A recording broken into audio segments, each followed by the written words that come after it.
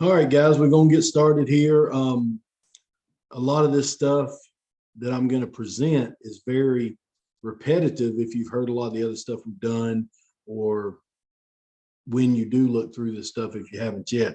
Hopefully everybody got a folder with several documents in it, presentations, whatever, a PDF of the book, copy of the book if you ordered it, whatever. If you didn't get any of that, message us and we'll get it to you.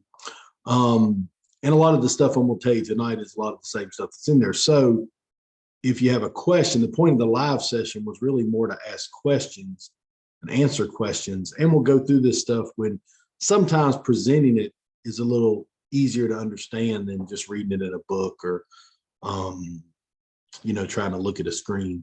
So please stop me at any point and ask a question. You can either unmute yourself and ask or put it in the chat and Chad will see it. And Chad, you pipe in when I need to add something I forget. Let me see. 1 second, I gotta add somebody trying to get in here.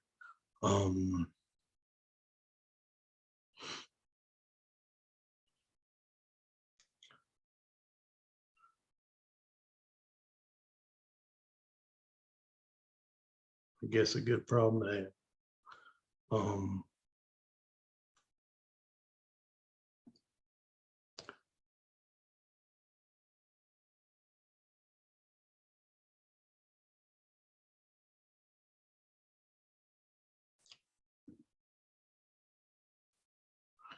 All right, so I know I saw Coach Bennett on here. He probably knows more than I do. Coach had a great season as a head coach, and he's in here trying to learn from us. So I appreciate you, Coach Bennett. And this is what it's all about. So we've got varying levels. I believe the majority of people that are going to listen to this either live or watch the replay are going to be wanting to be head coaches, aspiring coaches, where they've had a head job and now they don't, or they've never had one. And so probably talk more to that group, but we're going to put it in two parts. One, getting the job. How do people get a job? This seems to be the biggest misconception of all. And then how do you prepare yourself to do a good job when you do get the job? Because that's really what it's all about. So how do people get head coaching jobs? I get probably asked this question more than anything else. And that's kind of the genesis of doing this thing was everybody asked me questions. I try to answer them best I can, but here's an opportunity for you to just get on and ask whatever question you want, because I'll be glad to answer it. Chad too. The reason people ask me that question a lot is, I was the head football coach. I was the athletic director. I was the district athletic director, and now I'm the HR director. So I don't know that anybody's had a longer career of knowing about jobs, and particularly a football job, than me. So I've had it from a lot of perspectives. And so what I'm telling you is my personal perspective, and I'm in the state of Georgia, and maybe it's different if you're somewhere else, but my experience is that most people, and of course there's an exception to the rule, but most people are going to get the head coaching job, especially for the first time, staying where they are and being promoted or taking over a place that's struggling. So I think if you're listening to this and you're thinking, okay, I want to be a head coach, first off, make sure you really want to be one, because it's actually a kind of tough job. It's not just getting Gatorade dumped on you and all that. So stay where you are, be promoted, or take over a struggling program. The first thing you got to remind yourself is, how do I get there? Think about it. Begin with the end in mind. I want to be a head coach. How do I get there? Okay, well, a way to get there is I got to take over a struggling program. So don't be one of these guys that, man, I'm not going to apply for that job. They're not any good. Well, then don't complain about not being the head coach. It's very likely, if the place is not struggling, that they're going to hire somebody that's already been a head coach, or somebody that's a current head coach. They're going to take them somewhere else. So traditionally, exceptions to every rule, you're going to take over a place of struggle, or you're going to take over where you are. So a key mistake, I would say the number one mistake of people trying to get a head coaching job, is not busting ass where they are. And you may say, well, he's not talking to me. Well, I mean, maybe I am, maybe I am. I don't know. That's you.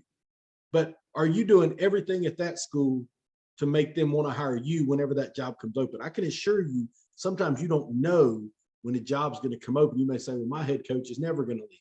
You know, ask Lincoln Riley people, or, somebody always may be about to leave. So are you setting yourself up to be great where you are? Because one, that'll help you, half of the people get promoted where they are. And two, it provide good references if you have to take over a struggling program. So I think it's very important to understand those two things, that's probably where this is headed if you're lucky. Because, we're going to see about, probably 95, 98% of the people that apply don't even get an interview. This is a mistake people make.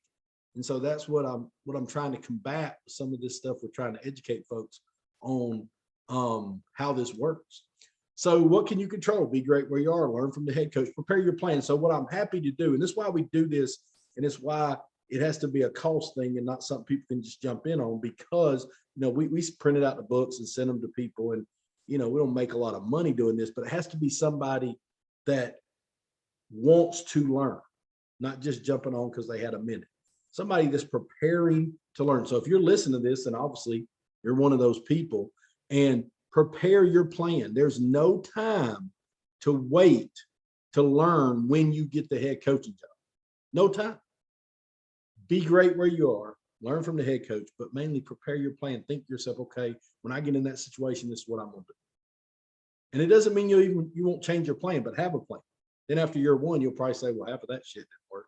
We're going to need to do this.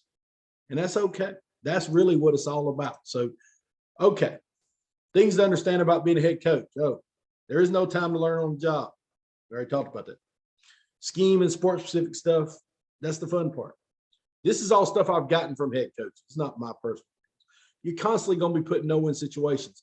It's great to be able to make the schedule. It's great to be the head ball coach, the guy everybody looks to, the head man in charge, decide if we punt or don't.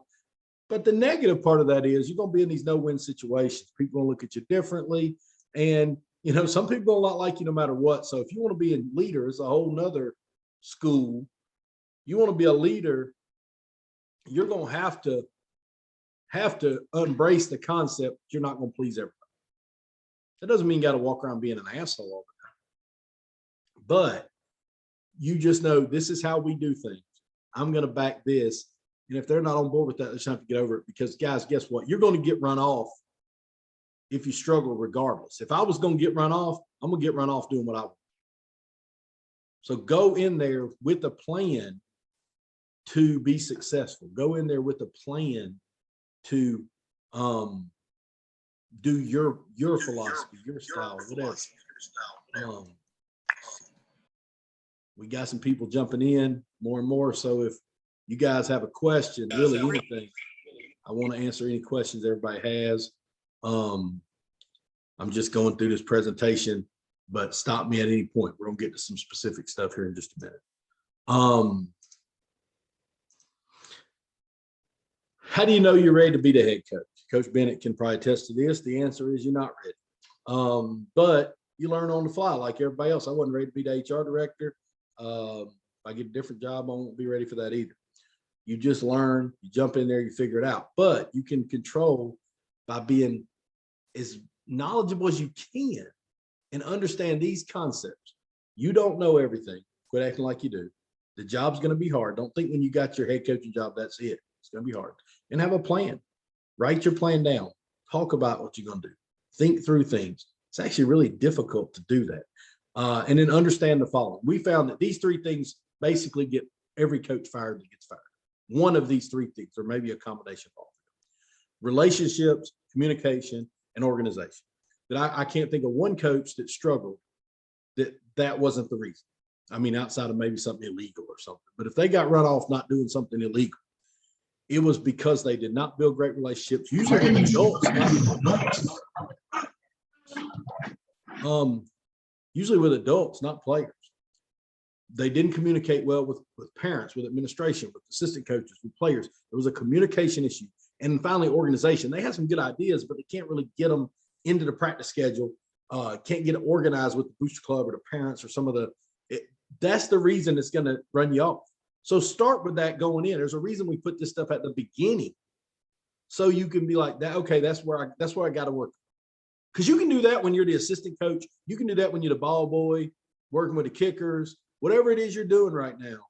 You can get better at building relationships. You get better at communicating, get better at getting organized. So when your day comes, you're ready to go. I mean, that's really what it is. So if you don't hear much else, all this other stuff is basically some variation of those three things.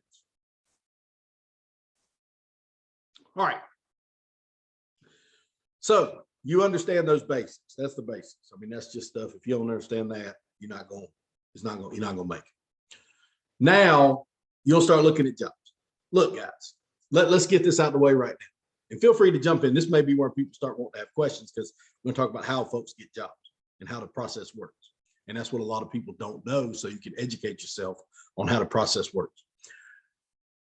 Sometimes is the job already decided when they post it? Yes.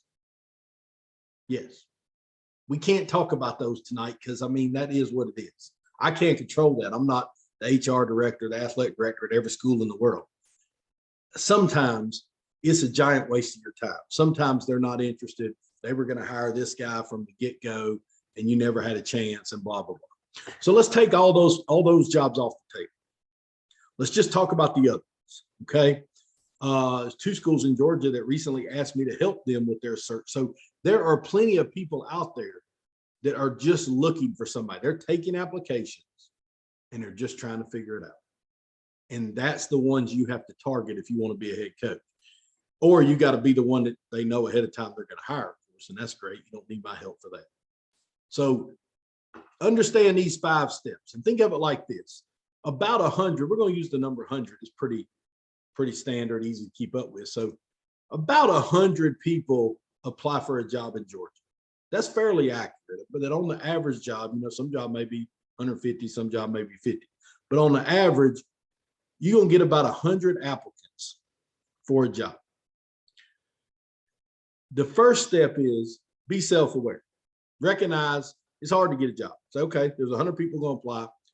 I got to be the one person out of 100 that gets this job. Okay. That's a challenge. Should you apply? Well, if you're a current head coach, I think you can apply if you want people at your other school to hate you. So you better make sure you're going to get the job. You know, if you're a current assistant coach, I think there's no rules on that. Any assistant coach should be able to apply for any head coach job. And if your coach gives you a hard time about that, that's not right, in my opinion. That if you're an assistant coach and you want to be the head coach, you feel free to apply for all of them. I would apply for every, you know, kind of like finding a girlfriend, man, when you're younger. Just apply for whatever, you know, apply for it. You know, you shake it out later. But if you're a head coach, you might want to be a little different with that. But assistant coaches, my advice be apply. What are your advantages? Being self-aware means you got to know, what am I? I had a guy message me this morning that said, hey coach, I'm interviewing at a job this week and I work there. And he had a couple questions about the interview, but it started out with him explaining I worked there. And my answer back to him was, coach, focus on the fact that you worked there. You know, use that to your advantage. Say, hey, I know this place. I know the bad. I know the good. I know what I'm getting into. Some of these other people don't. You know, whatever you got going for you, be self-aware and focus on that. So are you a first-time coach? You walk in there and say, hey, we'll get to the interview in a minute, but you got to have the attitude. I'm not trying to act like I've won 20 state championships. I'm telling you, I'm going to be successful and somebody's going to get lucky hiring me. And that's who I am. If you're an experienced guy, maybe you got run off somewhere 3 or 4 years ago. Now you're back, you've been successful, and you just, you know, hey, this is who I am. These are the jobs I need to go for. So you got to find the right job that you can apply for. I mean, you can apply for the state championship job if you've never been a head coach, but it's very unlikely you're going to get that job. So be self-aware, know what your real options are. Ask yourself, do I fit this job?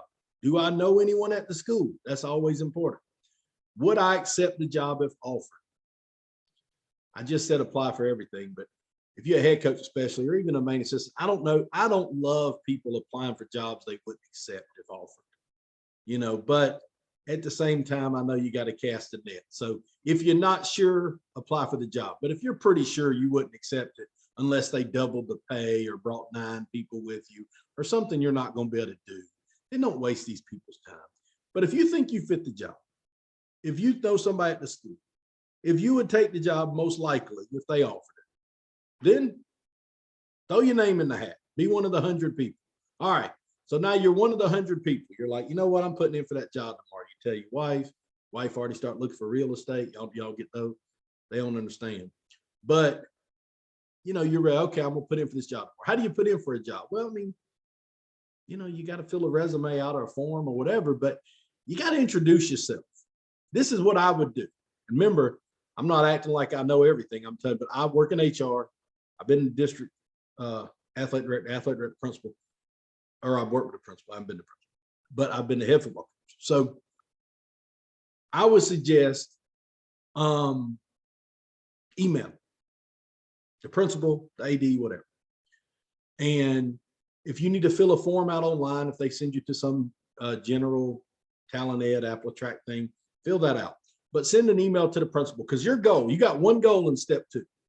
Get an interview. That's all you're trying to do. Just get an interview. Remember, 100 people applied. Most places probably going to interview about 5, maybe 8 to 10 max probably, guys. So you're looking at being in the top 10 of 100 in this step. You got to introduce yourself properly. You got to have a good resume. You got some references. I mean, you got to have something that's going to separate you from them other 90 people that didn't get an interview. Most people get stopped on step 2, by the way. So what you say is, if I'm going to get stopped on step 2, and I got stopped on step 2 many times myself, you put in for the job and you just didn't get an interview. That happens, guys. But if you get stopped, make sure you did what you could control. Don't be lazy. Don't be sorry. Don't put a reference out there that, something in a resume with somebody else's name on it because you just forgot to change it, stuff like that. Handle the things you can control.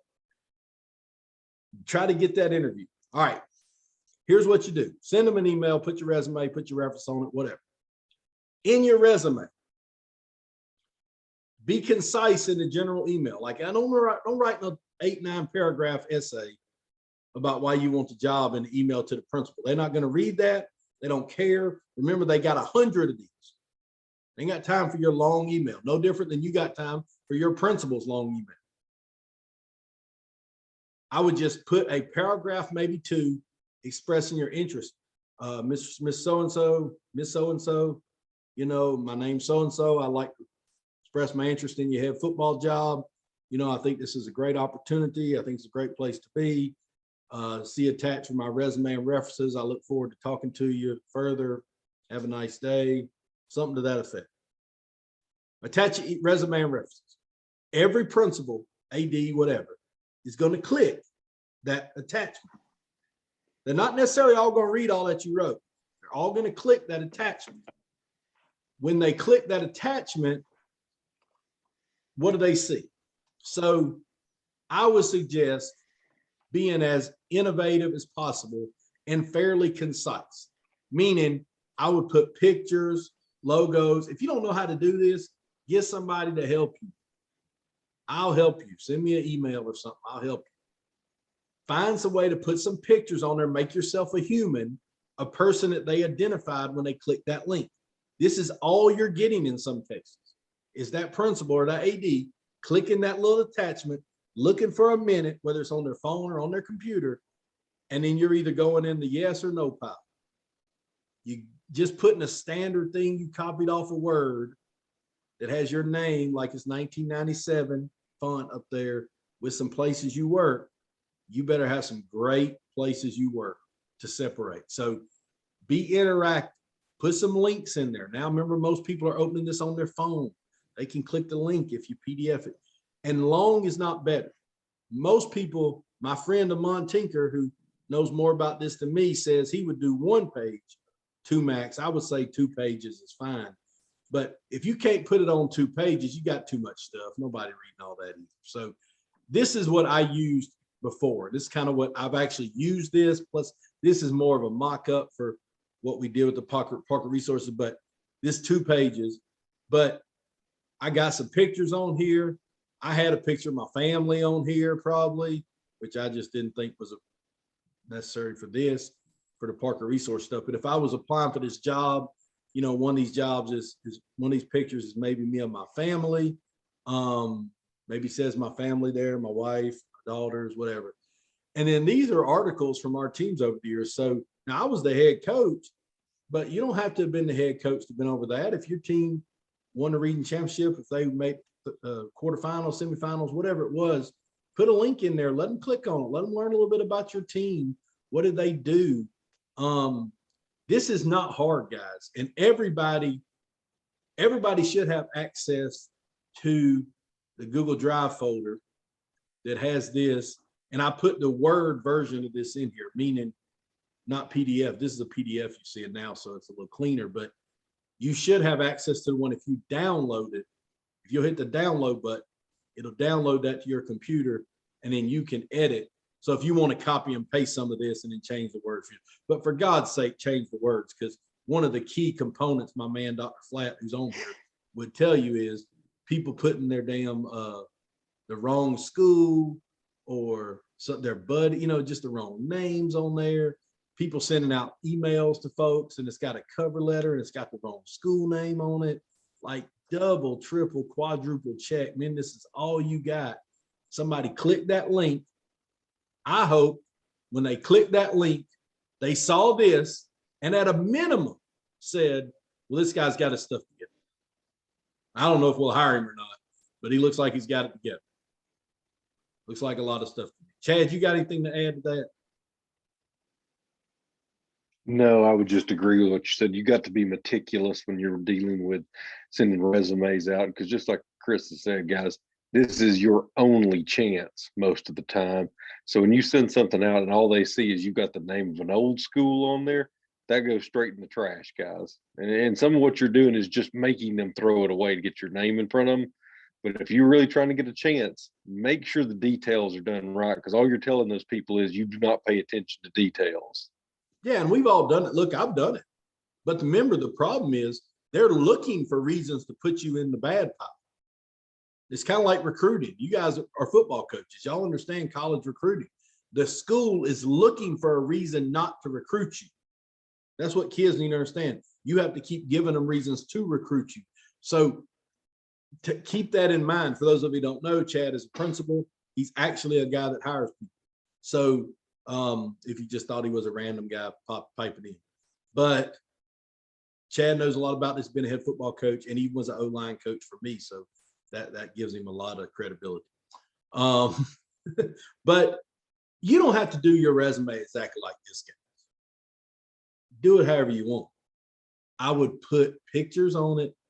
I would use people's logo. They're easy to download now. I would put some kind of links on. You might just have one or two links. You might have a bigger thing. I don't do it exactly like this if you don't want to. But don't do that typical generic thing that people do and then wonder why nobody ever calls them back. There are a lot of people like you. There are a lot of people like you. You've got to separate yourself. Now, references, which is usually the next page after that. Guys, put your direct supervisor down. You say, well, what if I don't like it? They're going to call him anyway. And you look like a dumbass for not putting them on there. I can tell you that firsthand. Somebody don't put their current boss on there, we ain't hiring them. 9 out of 10 anyway. I mean, maybe there's an exception. But, you know, put your supervisors on there, you know, put people who actually can vouch for you as an employee. Because remember, who's hiring? The person looking at this is the principal, the athletic director. Like, they want to know how other principals see you. You know, so think of it that way. Who's not on your list? Well, I mean, if you like one time bumped into Kirby Smart because you had a really good running back and he was at Alabama and was recruited, that doesn't mean Kirby Smart, and you accidentally got his cell phone number. Kirby Smart is not your reference, okay? I mean, good for you that you got Kirby Smart's cell phone number, but that's not going to help you get this job. Think of who's connected more than who's famous. If you want to put Kirby on there, good for you. Nothing wrong with that. But they're not going to call him. And when they do call him, he's not going to know you unless you actually for real buddies with these guys. Put them on there. But connected people matter. So if you got an opportunity to get somebody that's in that community to vouch for you, that matters. You might even want to slip that into that cover email you know, hey, I know it's a great place because I'm really good friends with Tom, you know, the guy that owns the racetrack, whatever up there. You know, that's okay. You do what you got to do, man. You got to separate. Remember, this is how you're getting down from 100 down to about 5 to 10, just on this one step. So you want to ask yourself, did I make my resume stand out? Did I list good references?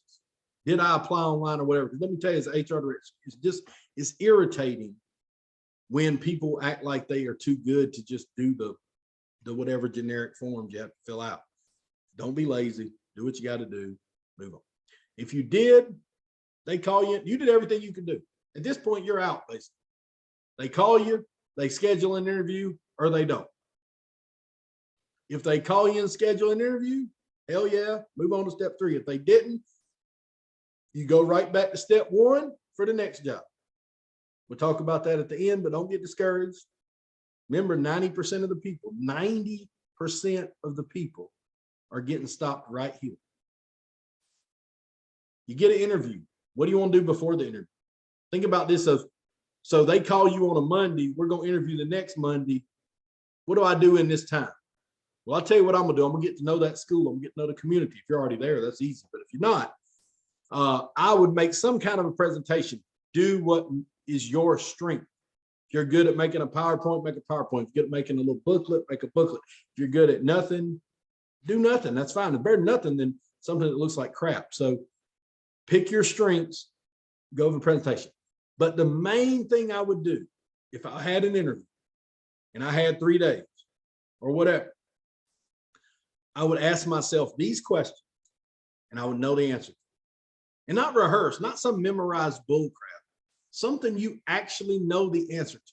Somebody asks you, how will you promote the program in the school and the community? You say, well, here's what we like to do. I like to have a night where the youth kids come out. And I like to have another night where we do community service. And every March, we want to go out and help Habitat for Humanity. Whatever it is, you got that answer like bam. I guarantee you, you will get some variation of these questions. I'm not going to say that you're damn sure not going to get all of them. You're going to get about 10 of them. And I don't know which 10 you get, but you need to know the answer to those questions so that you are prepared. What is my philosophy? What is my answer? Don't memorize them. Try to really learn. What do I think the booster club should do? What do I think out of season, in-season weight training program? What do I think about raising money? What do I think about what's the head coach's role? What do I think about, you know, JV teams? Whatever. Ask yourself. This is real simple. And this is something you can do. It takes no effort. You know, you don't have to have an in. You don't have to have a brother that's on the school board or something like that. You just need to understand the answer because this is something you can control. Everybody's got a copy of that in the drive folder. So you prepare for the interview. Do I know as much about the school community? Here's what I would say about that. So let's say the community went through you know, a tragedy of sort a couple years before, or the community was well known for something really positive. You know, Michael Jordan lived there or something. I don't know. You make sure to slip that in that interview, man. You figure that place out and say, I know, you know, figure the team out. Say, hey, I know this team used to be really good in the 1980s and 90s. I know they had a team that made the quarterfinals and the semifinals, and I want to get back to that. That's going to resonate with some people that you understand the place. Learn about that community. Show you really do want to be in that community. So if you did all that, now you go interview. Step 4. Monday came. It's time to go be in the interview. So you worked on it for a few days. And here's what I've seen as far as just the Parker Resource stuff we see and just interviewing in general.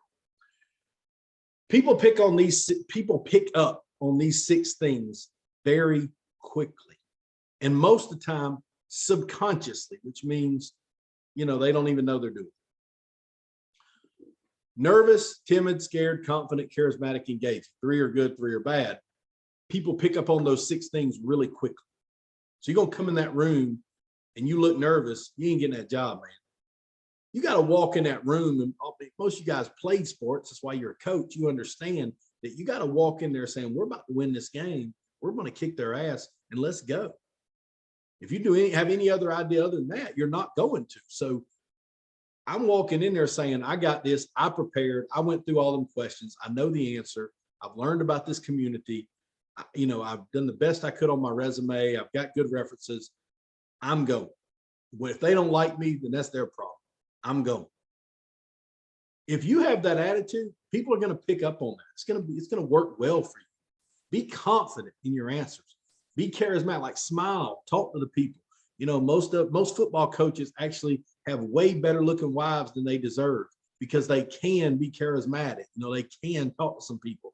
Use that to your advantage. Like Chad, especially, he's got a wife, so Chad, he I don't even know, man.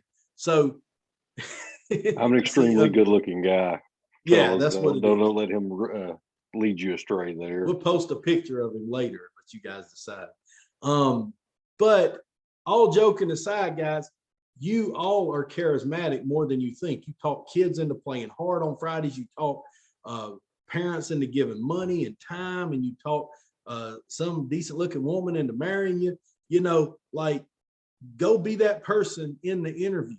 Don't be in there like all shy, looking down, like you don't know how to talk to people when you've been talking to people your whole life. Somebody asked a question, it popped up chat. What did they say? Because I really do want to answer people's questions they ask, because I'd rather get what their answer, what they want. Let's see, I can pull it up. Is it frowned upon? I'm getting it now. Yeah, go ahead. I can see it now. It says, is it frowned upon to pause to think about a question? If you get a question you probably wasn't ready for. No, I don't necessarily think so, Brandon. I think what I would do, first off, you always be you. Be honest. Be you. You don't want to trick them into hiring you. They're going to figure out if you're, they're going to figure out you eventually. So just be you. So if you have come in there and done a great job answering questions, you've been confident, you've been yourself, and they ask you something you don't really know the answer to, you might just kind of actually laugh and be like, I'm going to tell you guys something, man. I thought of a lot of questions y'all could ask. I didn't think of that one. Let me think about it for a second, and kind of laugh. Most of them will laugh with, oh, it's okay, coach, and say, but I do think if you kind of sit there and just stare at them like freeze, the insinuation, whether you mean it or not, is that you're not going to be able to handle all these people, all these assistant coaches, the players, the mamas, whatever. That's not true. I get it. We all freeze at something, but you don't want to do it. So I wouldn't freeze. I would make a joke about it, Brandon, if that makes sense. Like I would be like, hold on a minute. So let me say that to me again. Give yourself a minute in kind of a natural way. It's always okay to say, can you ask me that again? Let me, I don't know if I caught all that, and be kind of thinking, but I'll give y'all a tip. The answer to pretty much every question comes down to those three things I told you at the beginning: relationship, communication, organization. So they can ask you any question. If you don't know the answer, you come back to look. We're just going to get after it. We're going to teach kids. We're going to build relationships with kids. And I feel like if we build the relationships, it's going to blank. If we communicate well, we're going to get better, and it's just going to take time, whatever. You can find a BS answer in there, but I'm not really here to teach you the BS answers. I'm just answering this question on what if you get stuck. I would just be you. Just be you. Just relax, pause, say, hey, I don't know that. Let me think about that for a second. No, I don't think it's frowned. And I'll be honest with you guys, this is another mistake people make. You guys may think that the interview gets you the job. An interview is a piece of the pie, okay? The best interviewer does not necessarily get the job. They do sometimes, obviously. But the best, if you just, if you bumble through a few questions, but you got most of them pretty well, and you got really good references, people can vouch for you. You've done a great job where you've been. I mean, I don't know that necessarily changes people's opinion of you. Now if you go in there and do horrible, that's different. But I wouldn't be terrified of one thing. Stay confident, stay engaging. So think of that answer, Brandon, of confident, charismatic, engaging. You can be confident and engaging and still not know the answer. You can say, let me look into that. Or I'll tell you this, I might not know that answer, but I'm going to find it out before I get to work in August. Act like you know what you're talking about, and then just keep that flow going. Don't let it distract you for the next question, probably the bigger problem, something like that. But good question. You guys ask me a question if you get one, because I really rather talk about what y'all want. You can read all this stuff. This PowerPoint's in the thing we told you. So your goal of yourself in an interview is sell your vision. Don't say anything you can't do. Guys, y'all understand, like if you say, don't sell them on, I'm going to take you to the state championship next year if you know good and damn well you're not. Or don't say we're going to have a bake sale when you know good and well you're not going to have a bake sale, or you don't even know what a bake sale looks like. Like, don't try to trick them, because remember, yes, you want the job, but the whole second part of this presentation, which is coming up, which we'll try to spend more time on, is about actually doing the job well. You trick them into hiring you and you suck, they're just going to fire you. And one of the best ways to make the principal hate you is to convince them of all these things you're going to do. They go to bat for you and hire you, and you can't do those things. So find the right fit for you. People always ask me, one of the main questions I get about interviews is, what should we ask them? Because you know, one of the last questions they're going to ask you in an interview, football coach interview, they're going to say, okay, coach, well, do you have any questions for us? Right? And I think a lot of times people don't really know what to ask. And if you're not an experienced head coach, you may really not know what to ask that matters. And so I'm going to tell you, it doesn't do a ton of good to say, well, how long till, you can ask about the timeline. That's something we get a lot. When and that's fine. I mean, everybody wants to know. They should have already told you that, but we're going to move forward and eliminate it down to top 2 or 3 by Wednesday or whatever. But these are the things I would ask.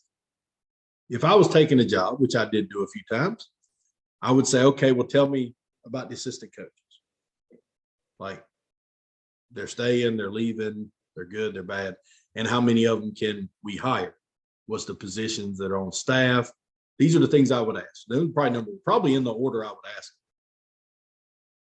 We got to be able to hire some assistant coaches, but we probably going to have to retain, it's high school, it's not college.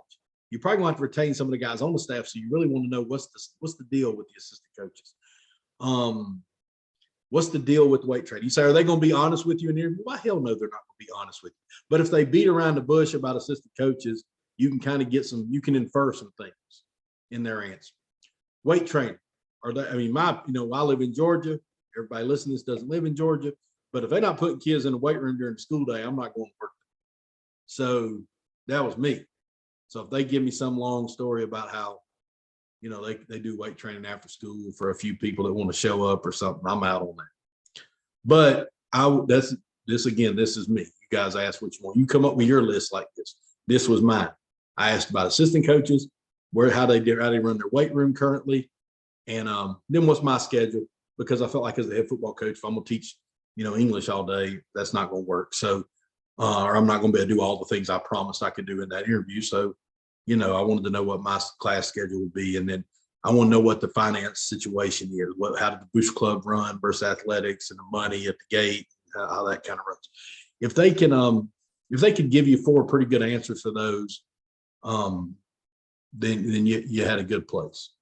And it didn't have to be they had to agree with everything I would have done, but you wanted to know what you were getting into before you moved your family or you quit your other job or whatever. Don't try to fool them. Find the right fit and interview them. Interview them. You don't want to be back here 2 years later because you didn't like it. Did you do the best you could in interview? If you did, you go on to the next thing, which is easy, man. Prove them right or prove them wrong. This is it, guys. People get so butthurt because nobody's calling them back. Nobody's talking to them. They can't get a job. If you're getting an interview, you're in the top 10%. Just keep knocking on that door. And if you're not getting an interview, how do you know you weren't in the top 11% and you're real close? But getting all down on yourself or down on other people or thinking the system's rigged or something is only going to make it harder to get a job. Think about a kid doing that. I mean, it's a self-fulfilling prophecy. You wouldn't let your kids get down on themselves like that. You can't do that either. So you prove these people wrong if they don't hire you. Say, you know what? They didn't hire me, but one day they're going to wish they did. And then the whole rest of this presentation is you did get the job. They messed around and hired you. Now what? This is the part I really like because we're talking football. Does anybody have another how to get a job question that I can answer before we get into the football part?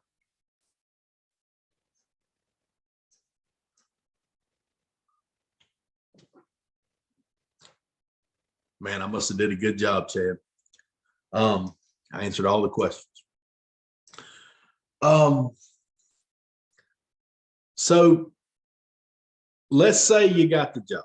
We're going to hire. We started at 100 people applied. 10 people got an interview. You did so great in the interview. They messed around and offered you this job. Now what? And here's the deal. You better go into this job knowing the stuff I'm about to tell you. So I see we got a question. I'll get it in just a second. As we talk about this, don't think when you get the jobs, when you start learning this. What I'm saying is you start your plan for success right now. So when you get a job, you know the answer to all these questions we're about to talk about. So start working on this now. All right. Marcus had a question. Do you feel like we should approach an interview with just an AD and principal different than interview with various community members present? I would say probably yes, Marcus. I think there's when you're talking about being charismatic and engaging and confident, think of those three things. I'm gonna go back a slide here. Let's see. Think of these things.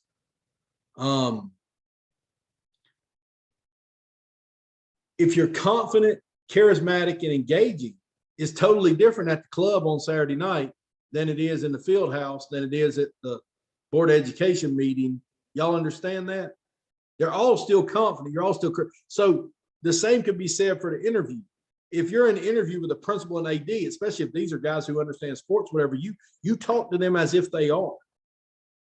If you're in a panel interview with 7 or 8 people, some of them are moms, you engage them. You look at them at some point. I'll tell you a tip in interviewing is learning people's names, being able to look at them and they introduce themselves at the beginning. This is Linda. She's got a kid on the team. At some point, you come back to Linda and it's like, hey, Miss Linda, I know you got a son on the team, and we're going to find ways within our character education program to teach kids how to handle some of the stresses of social media. You know, I don't know if your kid has social media, but I know a bunch of them do. And I know, Linda, you sure would like that. You see where I mean? Like, I'm going there if I'm in a room with a bunch of people like that. The meat and potatoes of the interview still has to be head ball coach, football talk. But absolutely, you can be confident, charismatic, and engaging with whoever's in front of you. If I'm interviewing you, me and Chad interviewing you, you can talk about inside zone, stretch, power. That'd make me more happy than some of the other crap you can say. But if you're in a room with a bunch of moms, you might talk about something different. So figure out who you're in there with. And now sometimes that's going to happen quick. But one of the things I see over and over again is people doing a better job than they used to at learning who's in the room. If you can figure it out ahead of time, sometimes you can even ask them. If they call you for an interview, be like, well, how many people are going to be in there? I'm going to try to prepare something for them. They say, well, there's going to be 4 of us, me and the principal, and whatever. Sometimes it's nice to know ahead of time who's going in. And I see Chad put on there, it's best to have an elevator pitch. Chad Wheeler this time, not Flat. Chad Wheeler's a good one too. Best to have an elevator pitch, be able to sell yourself and give you background in 3 to 5 minutes. But they really want to know who they're talking about. That's right. That's exactly right. Everybody needs an elevator pitch. That's something you got to teach your kids about recruiting, especially with this transfer portal and all that. Man, teach them kids, they better be able to sell themselves to these coaches in 3 or 4 minutes. And the same can be said for us. You're going to need to sell yourself in that interview. All right. Narlin said, what is the best way to find out who all will be in the interview? If that information not provided, you got 2 ways. And I guess one way is you can flat out ask them, and I wouldn't be ashamed to ask them. I'd probably slip it into something. If they don't want to tell you, then back off. But, just kind of maybe use the whole, hey, and I like to prepare something to hand out. How many people will be in there?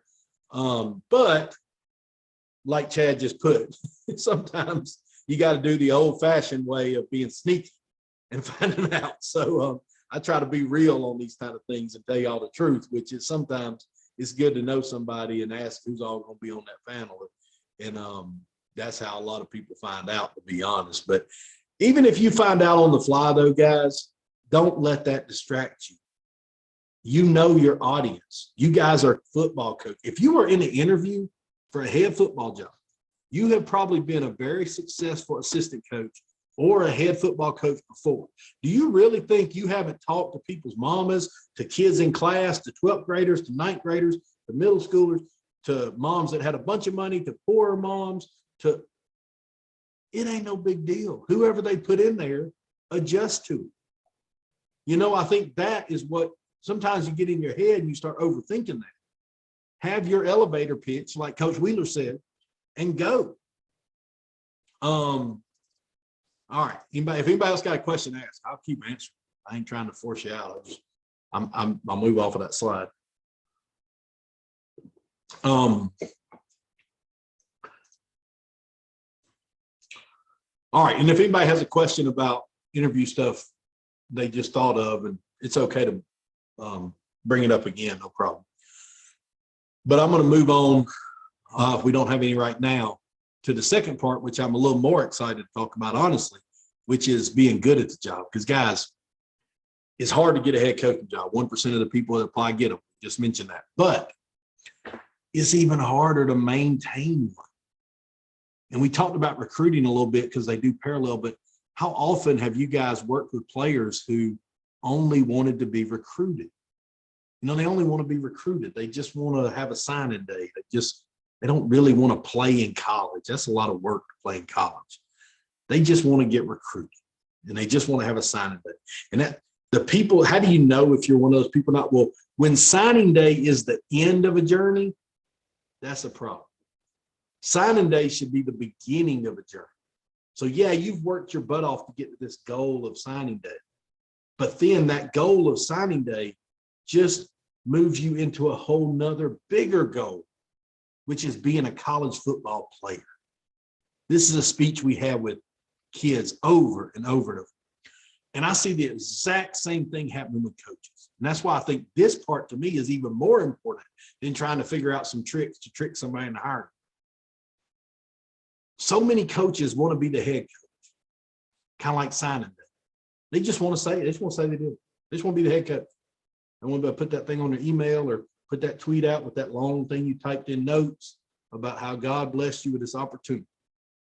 Ain't nothing wrong with folks that do that. I'm just saying if that's all you're doing, just like there ain't nothing wrong with signing day. I love signing. But if that's all you're doing it for, you're missing out, guys. You're missing out. You get that head job, that's when you should kind of start getting nervous. Like, damn, they messed around and hired me. Like, I'm gonna have to do all this stuff now. And Coach Bennett, I know, can attest that it's a lot more work than you think. It doesn't matter how much you think it is, it's more than that. It doesn't matter how much you're prepared, you're not prepared. It doesn't matter how much you prepare, you'll still be unprepared. So prepare as much as you can. So it's at least the smallest amount possible of unpreparedness. This is what the whole book, the Head Coach Academy book thing is all. This is what it is. The whole book is this. And just coming up with a plan for these things. And I hope my friend Coach Bennett, who I keep referencing, will at the end of this tell me what he thinks, because he can attest to this. He had a very good, very, very, very good team this year. And I think we cover most everything here that you need a plan for. And keep in mind, the plan can change.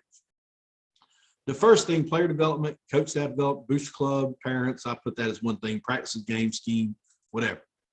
So for each of those things, for each of those categories, and we're going to go through each of them in just a second, but for each of those categories, I'm going to try to find these three things.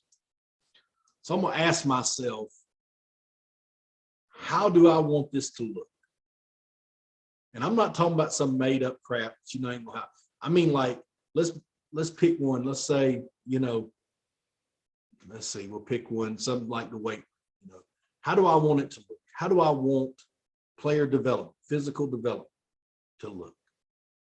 And you say, well, we don't have this. No, I didn't ask what you had. what in a perfect, what do you want it to look like? Well, I think, we want to be where we can really good at squat. We want to be at Olympic lift. We want to be able to bend. We want whatever, this is what we want. Okay. Well, if that's what you want, that's great. Perfect. How do we get there?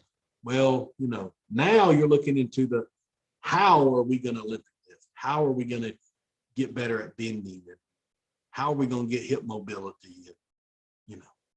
And then that's the methods. Then the third thing would be assessment. Because this is the part most people mess up on. They say, we want to lift. We want to get better at hip mobility. We want to get better at bending. Okay.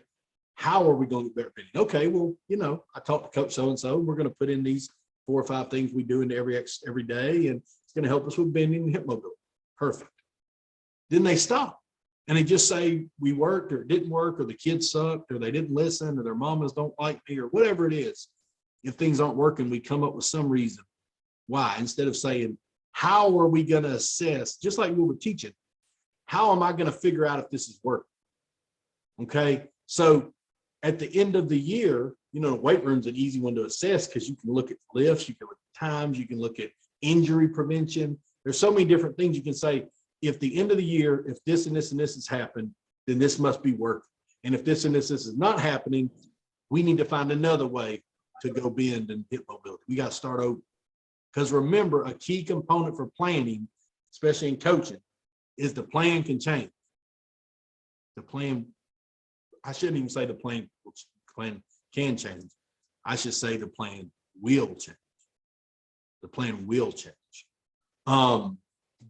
First off, before we get into all the topics, does everybody understand this concept of, if I was taking anything, I use the weight room, but you could take your offense. What do you want your offense to look like? Well, we want to be physical. This may be a better example. We want to be physical. We're going to get after folks. We're going to whatever. Okay, how are you going to get after folks? Well, we're going to throw the ball every play and being trips open. Your method is not matching your vision. Or you say, no, we're going to get into formations. We're going to run the ball, whatever. How are we going to practice that? Well, we're going to do this. And the practice doesn't match the vision. And you say, is it working? Well, if you want to be a physical football team and you want to dominate the fourth quarter, what's your fourth quarter first downs versus the other teams? What's your, how many times you got 4 more yards on first down? Like, if that's not what you think, you're not a physical football team just because you said you want to be. Saying you want to be is not good enough. Saying you want to be is great. That's step 1. Then saying, how can we be a physical football team? Then step 3 is, how do I know it's working? And in football, it's pretty easy because you can use the data to support you. We can talk more about that. I mean, that's a whole couple hours worth of stuff just on that. So I didn't necessarily tell you, and I'm not going to. If you ask my opinion, I'll gladly answer it and tell you. But I'm not telling you how to do these things. I will tell you what I did if you want me to at certain points, but I'm not telling you how to do it. Like, it doesn't mean anything to me with what offense you run. If it sounded like it did, I didn't mean it that way. You run whatever offense you want.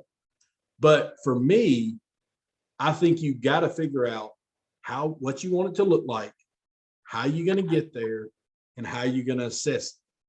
How do you know if it's working or not? So many people struggle figuring out if it's working. They think if they got stopped one time, it's not working, or if they won the game, it is working. That's not always true. All right. So player development, first topic, player development. I think you need a plan for each one of these. Meaning, if I was coming up with, let's make sure we're clear on this. Am I saying you need all this for an interview? No, we passed interviews. If you want to have all this for your interview ready, that's perfect. But you need to start preparing yourself to, they messed around and gave me this job, and I need a plan for everything that could happen with the football team. And now there's about 25 or 30 of these things probably that we're going to talk about real quick. And you need a plan for all of them. That doesn't mean you have to tell everybody your plan for all of them. It doesn't mean that you have to put all that on paper for some interview. You just need to know the answer. So player development's easy. Physical player development, mental player development, there's policies and procedures. So for physical player development, that's strength and conditioning.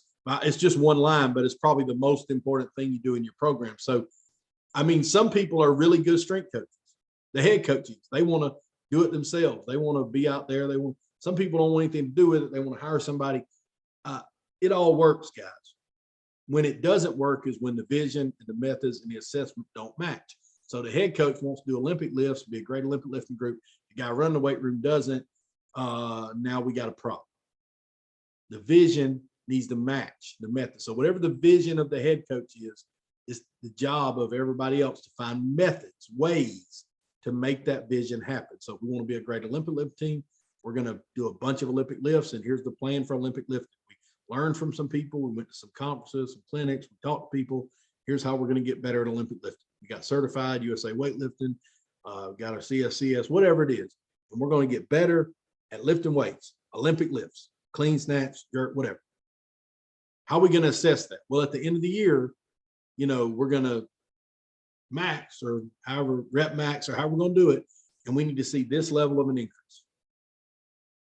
We need to see maybe in a game, we're more explosive in tackling. We're more explosive in rolling our hips.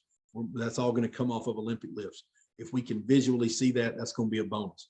These are ways we're going to, and I hope I'm just using an example, guys. Y'all pick whatever you want to do. I'm not trying to tell you what to do. I'm trying to give you that example. So take that same mantra of how do I want it to look? What's my vision? What are the things I'm going to do to make it happen? And then how am I going to know if it's working? The assessment. And implement them for everything. Like, what's your team building plan? Your team building plan might be like, I don't like the team build that much. We're just going to go out and work and win. Hey, man, that's fine. You just got to know that's you. And then other people are going to bring a jumpy house and a slip and slide and everything else out there. That's fine too. That's you.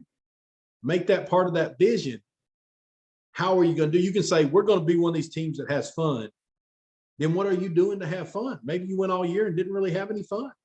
You just said it to people. Have a vision, have the methods that match it. And at the end of the year, ask yourself, is that working? Have a plan to make it fun. Have a social media plan. It don't have to be a big one, but as you guys know, social media is very important. So what are you putting out there? Have a plan for that. What do you want it to look like? What do you want your Instagram, Facebook, whatever? Do you want it to be a hub for parents? Do you want it to be a place where information goes? Do you want it to be Twitter? A lot of times for recruiting. What do you want that to look like? Put it on. I would write this stuff down. I wouldn't just ask myself. I would write it down. My social media plan is to have a social media account for Facebook, Twitter, Instagram, whatever. The Twitter is going to be primarily for college recruiting. The Facebook and Instagram Facebook's going to be for parents, and Instagram's going to be pictures about the program. We're just going to, coach so-and-so is going to run this one. The wide receiver coach is going to be over social media, or one coach is going to be over Instagram, another is going to be over Facebook, or over Twitter, and parents are going to be able to go here. They're going to be able to find the schedule. They're going to be able to figure out what we're doing every Monday. I'm going to put on Facebook that this is the schedule for the week. Guys, I could care less. I'm just throwing y'all out some examples, but that's what you want it to look like, right? How are you going to get there? Well, we assign. So the first part I told you both of those. Yeah. First part is I want Instagram to look like this, Twitter. The second part is coach so-and-so is going to run this one. Coach so-and-so is going to run this one. We're going to put a schedule out every Monday, every Wednesday. We're going to put out everybody's highlights on Twitter every Friday. You know what I mean? Like, that's your methods. And then your assessment is, in that case, maybe it really is the interaction you get from people. Do parents compliment you on always putting that calendar out every Monday? Do a lot of people like and comment and follow that? Do people like that you guys put your pictures out of the team getting on the bus, and that seems to be positive in the community? And that's real simple, guys. I'm just using social media because I think it's a pretty easy thing to teach the vision method assessment plan on.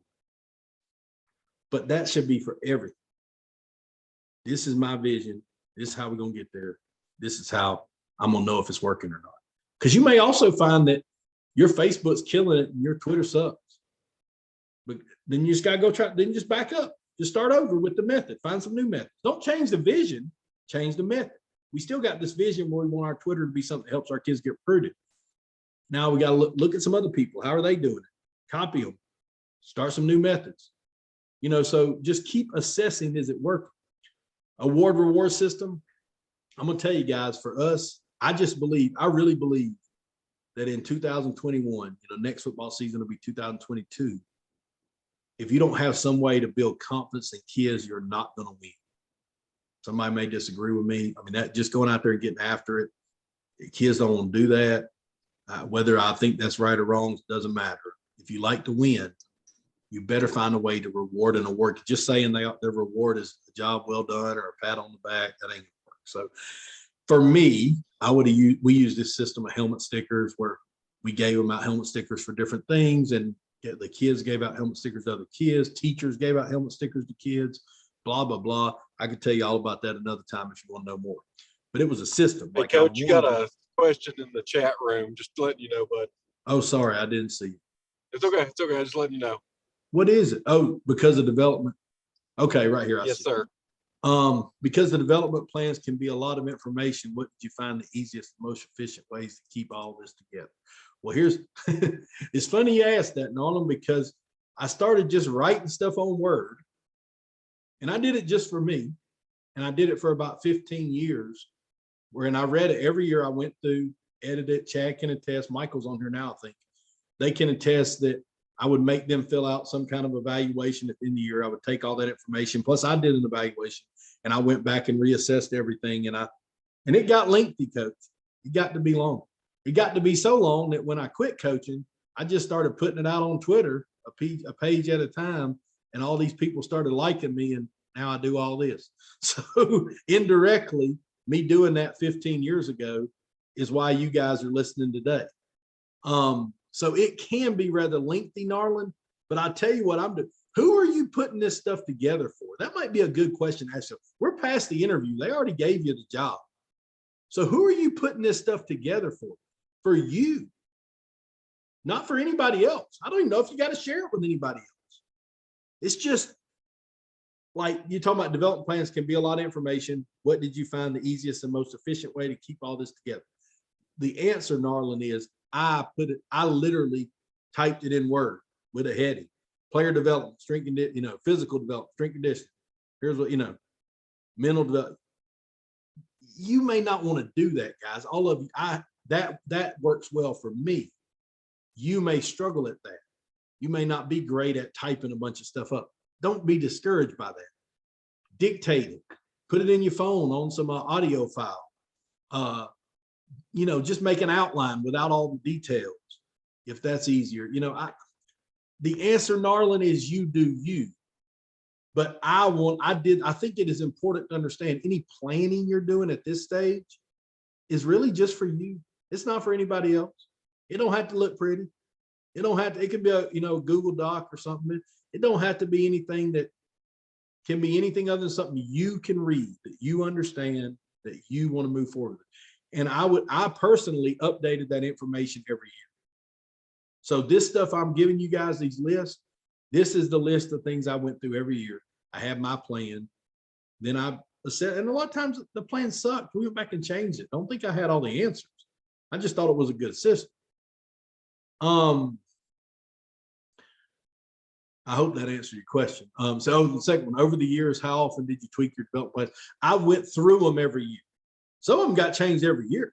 I tell you what started getting changed every year about 2012, 13 to about 17 was the damn defense. As offenses started changing, that defensive plan kind of sucked from the year before. We had to go back and look at how we covered some things and how we did. They don't know such a thing as RPO one year, and then that's all we saw the next. And so, and then other plans, Narland, plan was the same year 10 to year 1.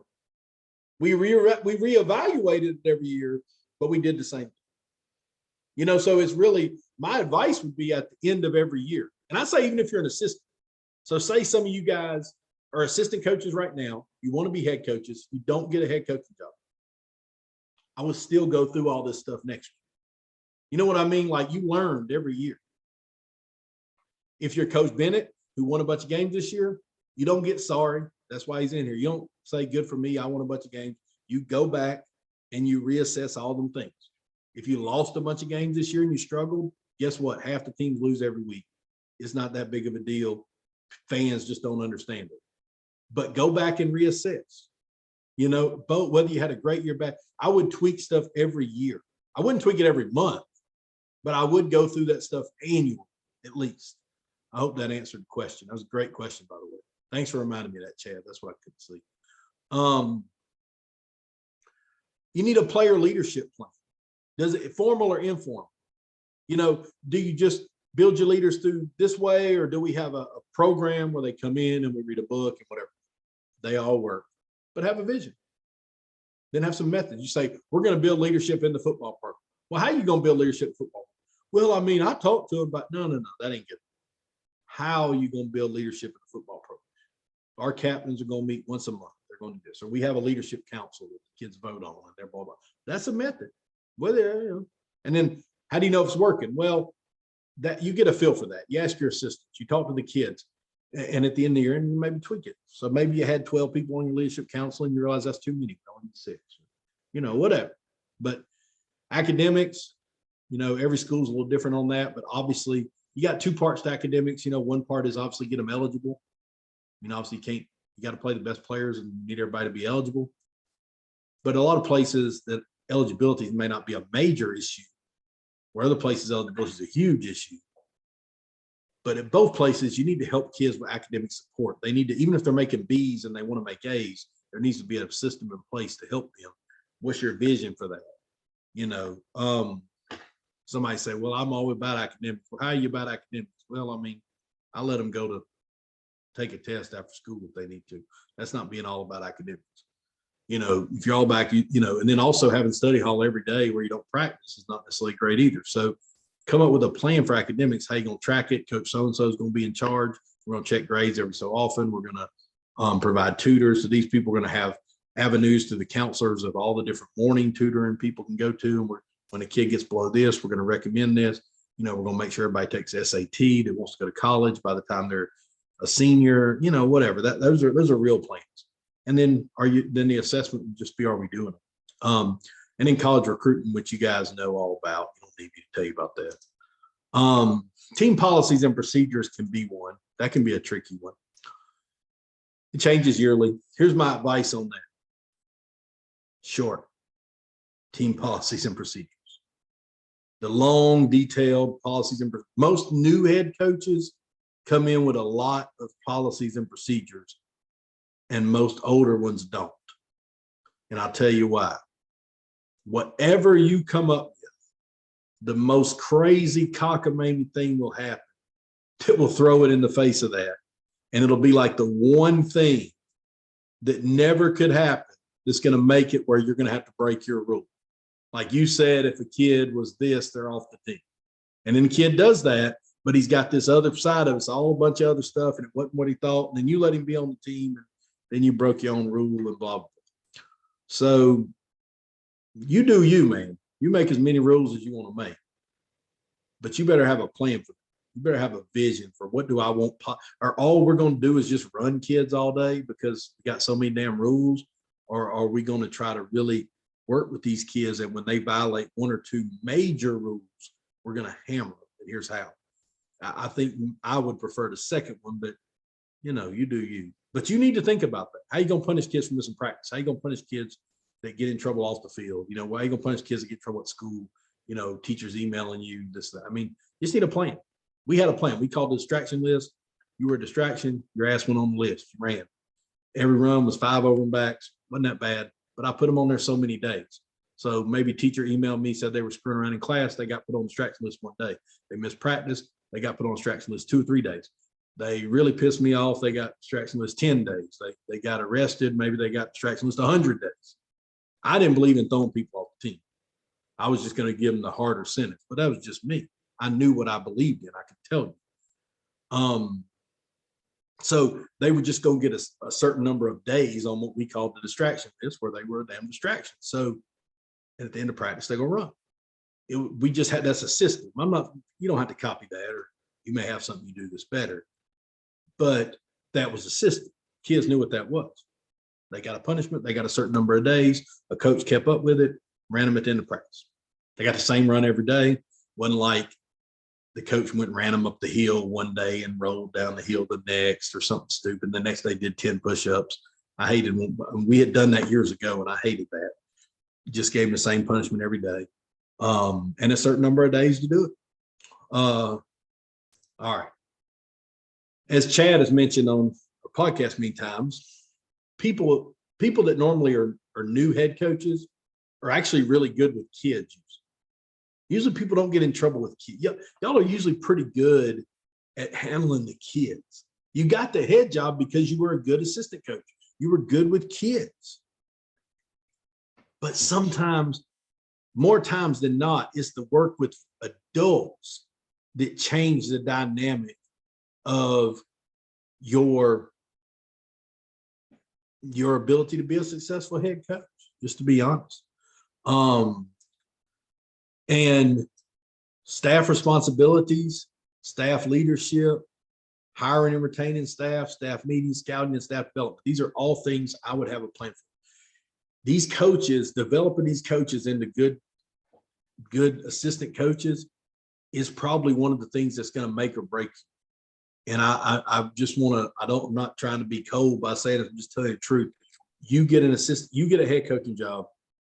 If you get run off, them assistant coaches a lot of times still going to be there. I mean, not all of them, but some of them.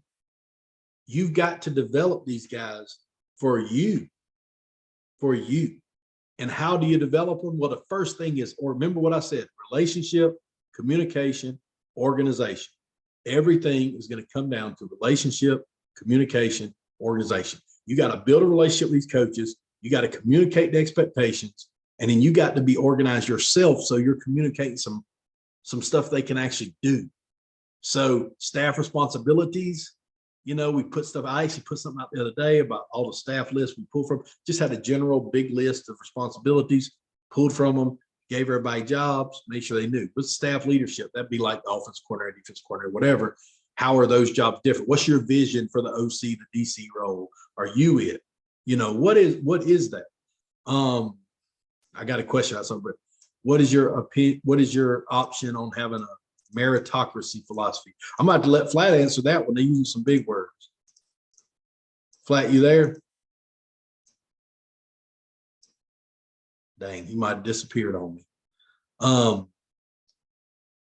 What is it? No, I'm here. I couldn't get to I couldn't get it to turn on. Yeah, I'll respond in the chat.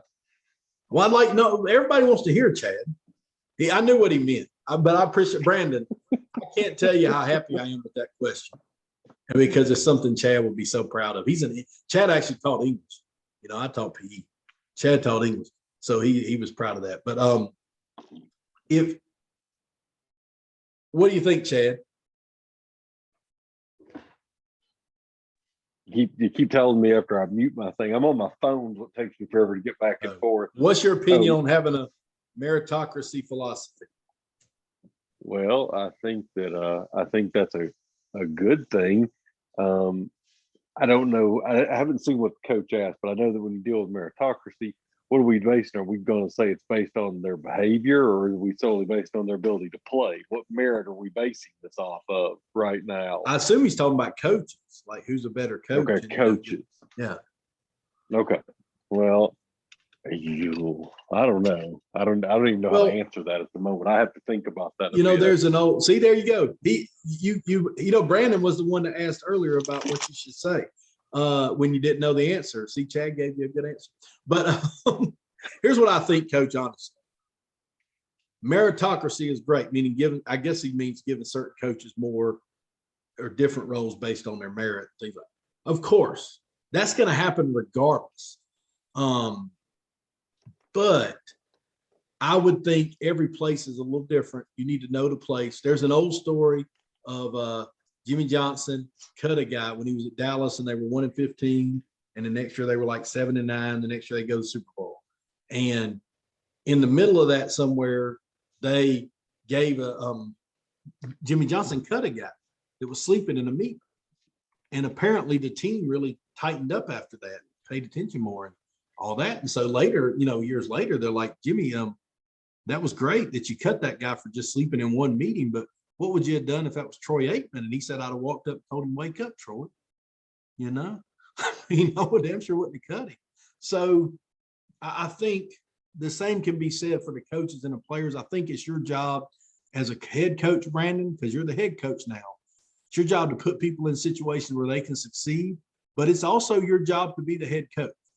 So I'm only like I'm only moderately okay with the meritocracy attitude, or given that people different things based on their merit. But I would think that if it works for you, have at it. Some people have a really, really good offensive coordinator that is somebody that they've just been around forever.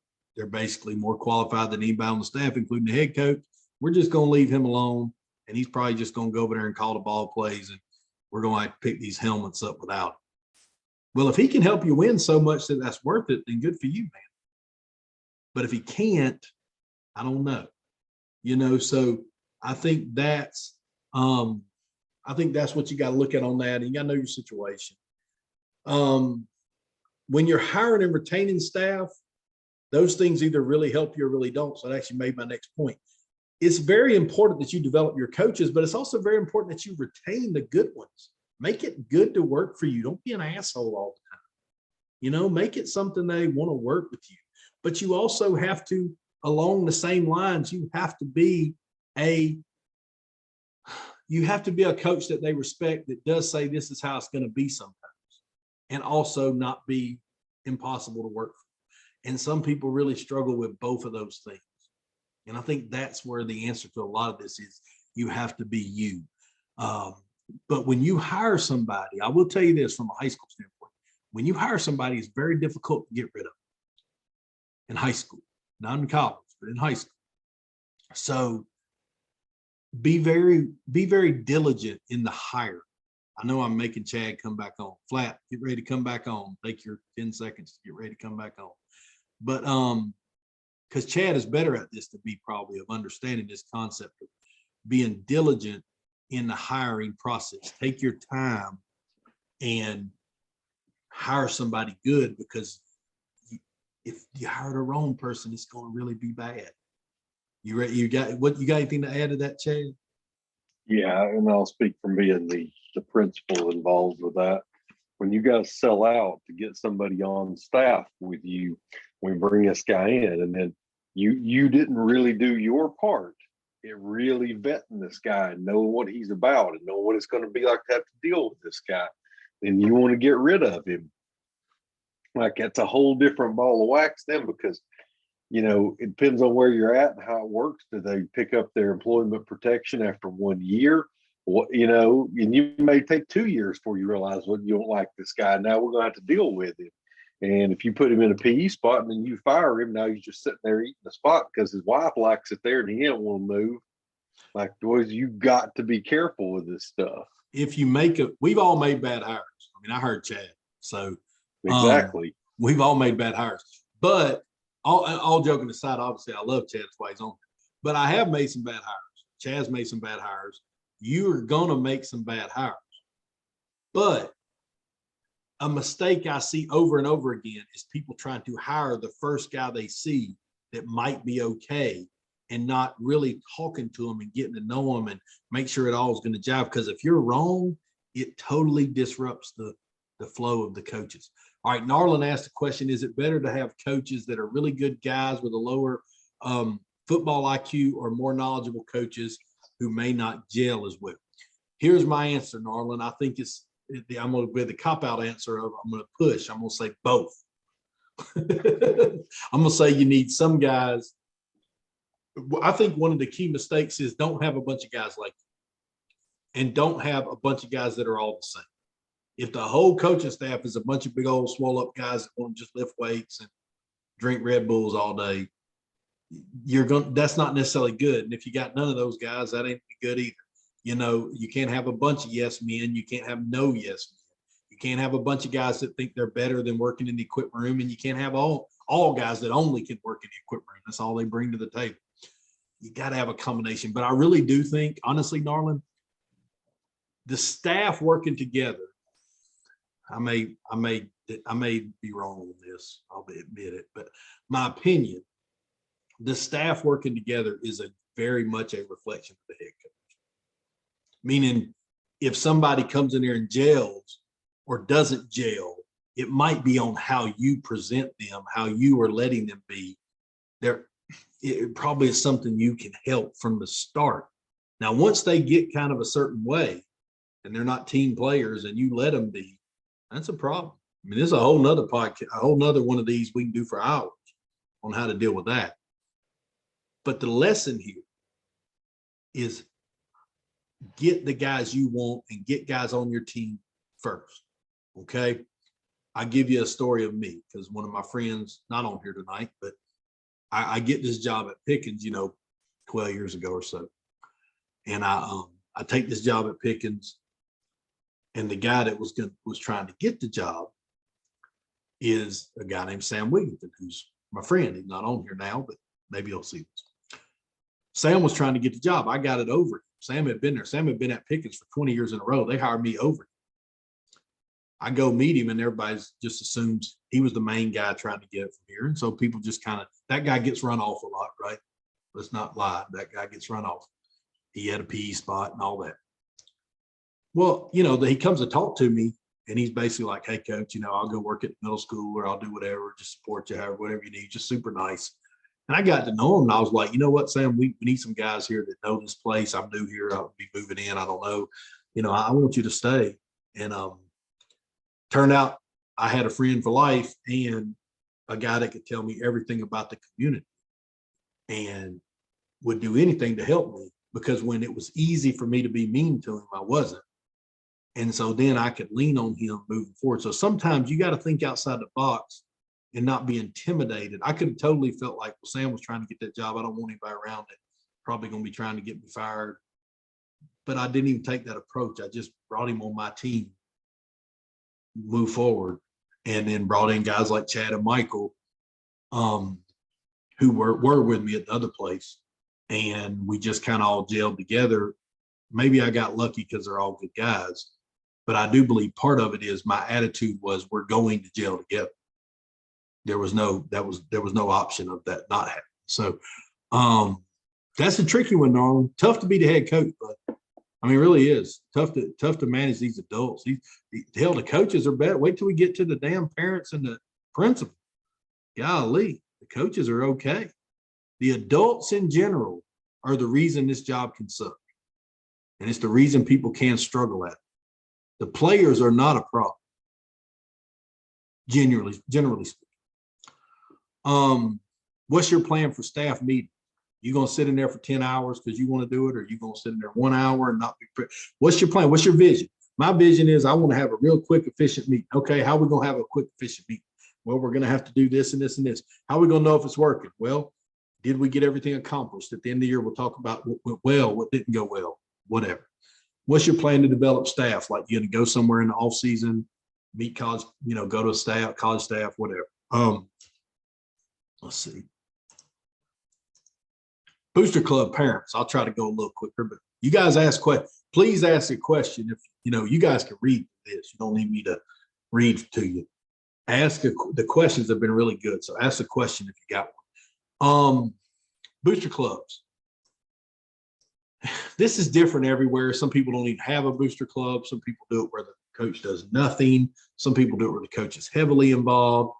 Whatever it is, you need to know that makeup of that place. But I would have a general rule for what I expected out of the booster club, what kind of fundraisers you can do. I think it was Brandon asked a question earlier about how in an interview, what do you do if you get stuck? Well, let me tell you a question people get stuck on, booster club. They say, what kind of fundraisers you going to do to help us raise money? And you're like, car wash. I mean, you don't really know what to say. So I would have a plan for a generic type booster club till you get a job. Then when you get a job, you obviously have a plan for incorporating whatever they're doing well. But what are some events the booster club can do? Maybe you've always thought it'd be good to do one of these raffles, or I don't know, whatever. So booster clubs are different at every school. Parents are the same everywhere. Plenty of my buddies tell me it's the best place in the world to coach is an orphanage. Because there ain't no parents there. But they are what they are. Remember the story I told you about Sam, the guy that was trying to get the job with me, and I just brought him in the fold, and now we're great friends. I try to take that approach with the parents. I don't try to be friends with them, but I try to just assume they're not trying to get fired, even if they are, and embrace them as a part of the community. How are you going to get the parents on your side? 3 things: build a relationship with them, communicate with them, and be organized. Have things you can do to help parents. We used to have parent meeting, like everybody does, but I did it by grade because I wanted to be in there with like 30 or 40 people. I didn't want to be in there with 100 and something people. So I had all the freshman parents come in, and we're talking to freshman mamas about, I don't be coming up here, it's in April. It's in April before spring football. And you give them this presentation like, hey, don't be in here, telling us about playing time and all that. We're going to play the best people. Nobody wants to win more than me. I don't have a kid on the team. I got daughters. Nobody, I'm going to play the best ones. Your kid's going to play when they get deserve it, blah, blah, blah. And when you say that in April, you know what every parent in there is thinking?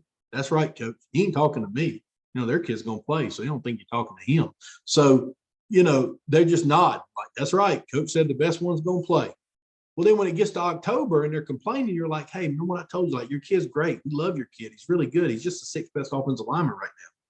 So remember what I told you? We can't play him to his best one. I mean, nobody wants to win more than me, and I don't have a kid on the team, and I got daughters and not sons. And the same junk you said in April, now you're saying it again, and it's a little reinforced. You got the parents on your side by being organized and communicating and building that relationship with them. When you see the parents at the baseball game, go talk to them. Don't be the guy that acts like you're better than them. Go talk to them. Just don't talk about football. Whatever you do, don't talk about football, but go say good morning to them or hello, or ask them about the weather or something, just to help build that relationship, and then move on before they start talking about football, kind of drift off, bring up Georgia Tech or Georgia or Alabama or Auburn or whoever. Same way with the community in the school, administration especially. How you going to build this relationship with the administration? Vision, method, assessment. My vision is I'm going to work with administration. Okay, how you going to work with administration? Well, I'm going to send them all of our calendars. I'm going to send them all the coach responsibilities. I know they don't care who's over the punt team, but I'm going to send it to them anyway. I want them to know I got a plan. I'm going to send them everything I'm doing. I'm going to send them all the stuff we're doing for safety. I'm going to communicate with them, be organized with them, and then build a relationship. So when they need somebody to help with graduation, putting up some chairs or help out with the prom, we're going to suck it up and go our ass out there and help out with the prom, because we got to build these, we need these principals, this athletic director to help us out. We're going to help them out. It's really that simple. But if you put it down and do it, you'll be surprised that'll work. What's your plan for faculty and staff? We're going to have some teachers come to practice and talk to the team. We're going to have an open relationship. We used to let teachers give out these helmet stickers. I send an email out to the staff. They send me names of kids that did really well in class that week. We give them a helmet sticker. Kids loved that. Teachers liked it. That was our plan. How you going to work with the basketball team, baseball team, wrestling team, whatever it is. Every school's a little different maybe on what team they got. But,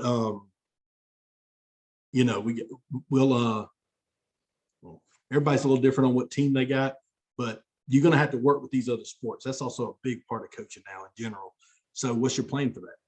You would say, hey, I'm going to take charge of it. I'm going to meet with the basketball coach every year in the off season, try to find ways we can work together. I'm going to try to find things we can do in the summer to not conflict or whatever it is, have a plan for it.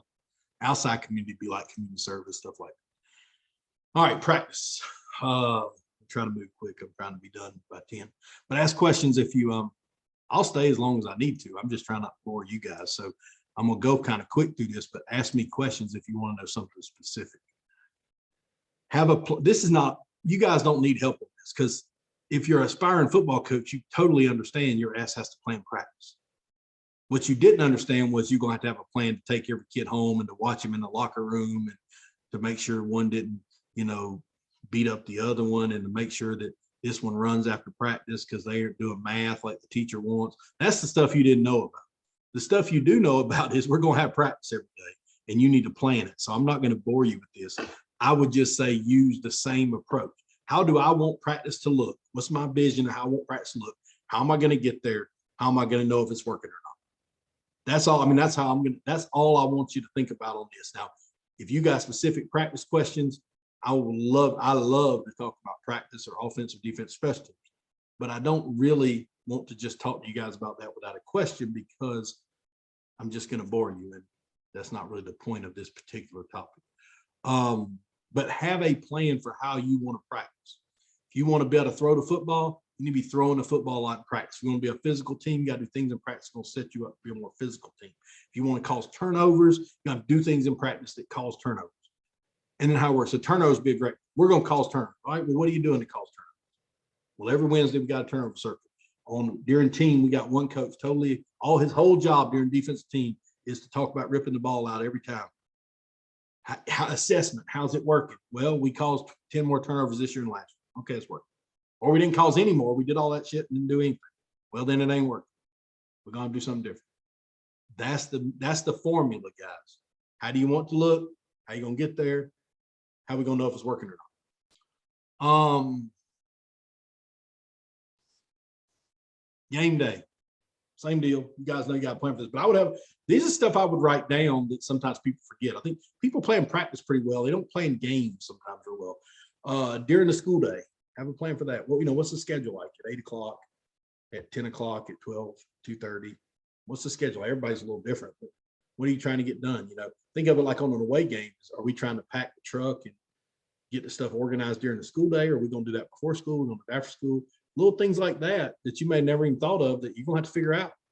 You have to have a home pregame schedule, an away pregame schedule, an in-game plan. In-game, I think your in-game plan, you guys that follow me know I put out an in-game plan fairly often because I feel like the in-game plan can be something that really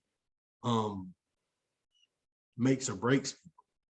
Because in the game, you get so wound up and excited that if you don't have a plan for what everybody's job is, somebody's helmet comes off, it breaks, and it's like a Chinese fire drill, people trying to figure out this helmet and how to get it fixed because nobody really knows what anybody else is supposed to be doing. You got to make sure that everybody has a role on that team. They obviously got to have a role of when they say the offense got the ball, then the offense coaches have a job, defense coaches are doing their thing on the sideline, and then everybody on the staff has a secondary role. So if I'm the wide receiver coach, maybe when we have the ball, I signal play. I'm a signal. When we don't have the ball, I help the receivers with the technology, whatever the iPads or the TV over here, or maybe I'm charting plays or doing something. And then in addition to all that, I'm the helmet fixer guy. So no matter offense, defense, special teams, whatever, when somebody's helmet breaks, they call me. Next coach, he coaches DBs. When the defense is on the field, all he does is worry about substitution. He just makes sure we got 11 on the field. When the defense is off the field, he's doing DB film. When the rest of the time, he's over footballs. I don't know. He's over sideline management. He's over time management. We have a coach over time management helping out. But you give these people these jobs because if you don't, it's going to turn into chaos. It's going to be fairly chaotic anyway. You got to make sure to get as much stuff done down on paper as possible. All right, Josh Davenport had a question. What is your view on first-time head coaches won't call offense defense? Coach, I think that's up to the person. I called the offense pretty much the entire time I was the head coach, and I thought I was the best one that could help us win. I scored a bunch of points. So if you think you're the best one, you do it. If you don't, I think that fits into the assessment. What's your vision? Say you want to call the offense. What's your vision for the offense? I want this. Okay. How you going to get there? We get there. How's it working? Okay. Get to the end of the season. It's not working. Is it not working because you're calling the offense and you can't commit to it? Or is it not working because you guys just getting your butt whipped? Is it not working because you're too little? You don't have a good scheme? Like there's a lot of reasons why it might not be working, but one of them could be the head coach can't do that. He's not capable right now of being head coach, talking to everybody's mama and calling the offense. People always make this mistake. You can totally call the offense in the game. That's not the problem. Can you commit the time during the week that is necessary for you to be the offensive play caller and then insert defense too if you want? For you to be the play caller on the side of the ball, can you put the time during the week that someone can put in that's their primary job? And the answer is usually no. I always thought, even though I couldn't put in the same amount of time, I knew what I wanted and I felt like I understood what we were doing, so I just kept doing it. So I don't think there's anything wrong with people, especially at the high school level, and depending on your school. Like you have 15 or 20 coaches, you hire who you want. You might be able to hire really good guys on offense and defense and let them go. But a lot of times you are going to find yourself helping on one side of the ball or the other. What you're going to find is you're not going to have as much time to do it as you did when you were the offensive coordinator or the defensive coordinator. And can you overcome that? And how do you structure your staff with that? So are you the defensive coordinator because you've always been, but you know you can't do as much with it? Do you need to hire a defensive coordinator that maybe is a younger guy or maybe an up and coming kind of guy, maybe not quite ready to do it by himself, but you need him to work with you so you can still kind of run it, but there are going to be times where he's going to have to take the ball and run with it. You know, that'd probably be my answer on that, is you just got to figure out what helps. The goal of, y'all know the goal of all this is just to have one more point than the other team. That's the whole goal. It's really simple. If you think you calling the offense or defense will help you get one more point than the other team, then you need to do it. And if you don't, you don't. You say, well, how do you know? Well, you don't know. But you also don't have to be hard-headed. If it's not working, change it. If it is working, keep it. But that would be my advice on that. I mean, I hope that answers your question, Josh. But I think you got to know how important you are to that, you know, and sometimes that changes over time. I would say most head coaches do find themselves calling the offense or defense because they're more comfortable with whatever side they were the coordinator of or something like that. But sometimes they graduate into something else, you know, and just want to be over. But yeah, I think that depends on the team. And then have a plan for post game. You know, something as simple as, you know, these people are going to be overtaking up the jerseys if you take them up, and these people are going to make sure we got all the footballs put up, and these, you know, just have a plan for that stuff. You'd be surprised how quick it just goes to one person doing everything. We talked about people earlier. Somebody asked about, you know, assistant coaches, some of them, the meritocracy of some of them doing a lot, some not. Well, this is a good way to make staff morale go down. You don't have a good post-game plan. So the one nice guy busts his ass and picks up everything while everybody else just, yeah. Coach Narland has a great question there that I know Michael and I would love to answer about your delegation of responsibilities. How long did it take? I know we'd have a great. Well, it took, so I couldn't, here's my problem, Narland. I had some sorry coaches that worked with me. So I had to do everything. And then they still come on and harass me on my chance to get better here. The real answer, Narland, is you got to figure that out, man. It took me a long time. I'm not great at letting everything go. That's not really my style. And so I'd be lying if I told you different. I did delegate some things, but I think it's the coach's responsibility to take whatever you give them and run with it. Chad making a joke, but Chad and Michael and other guys that worked with me took certain things we did and they ran with it. They did a good job with it.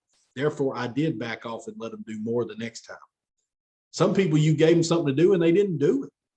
And so I wasn't messing with that.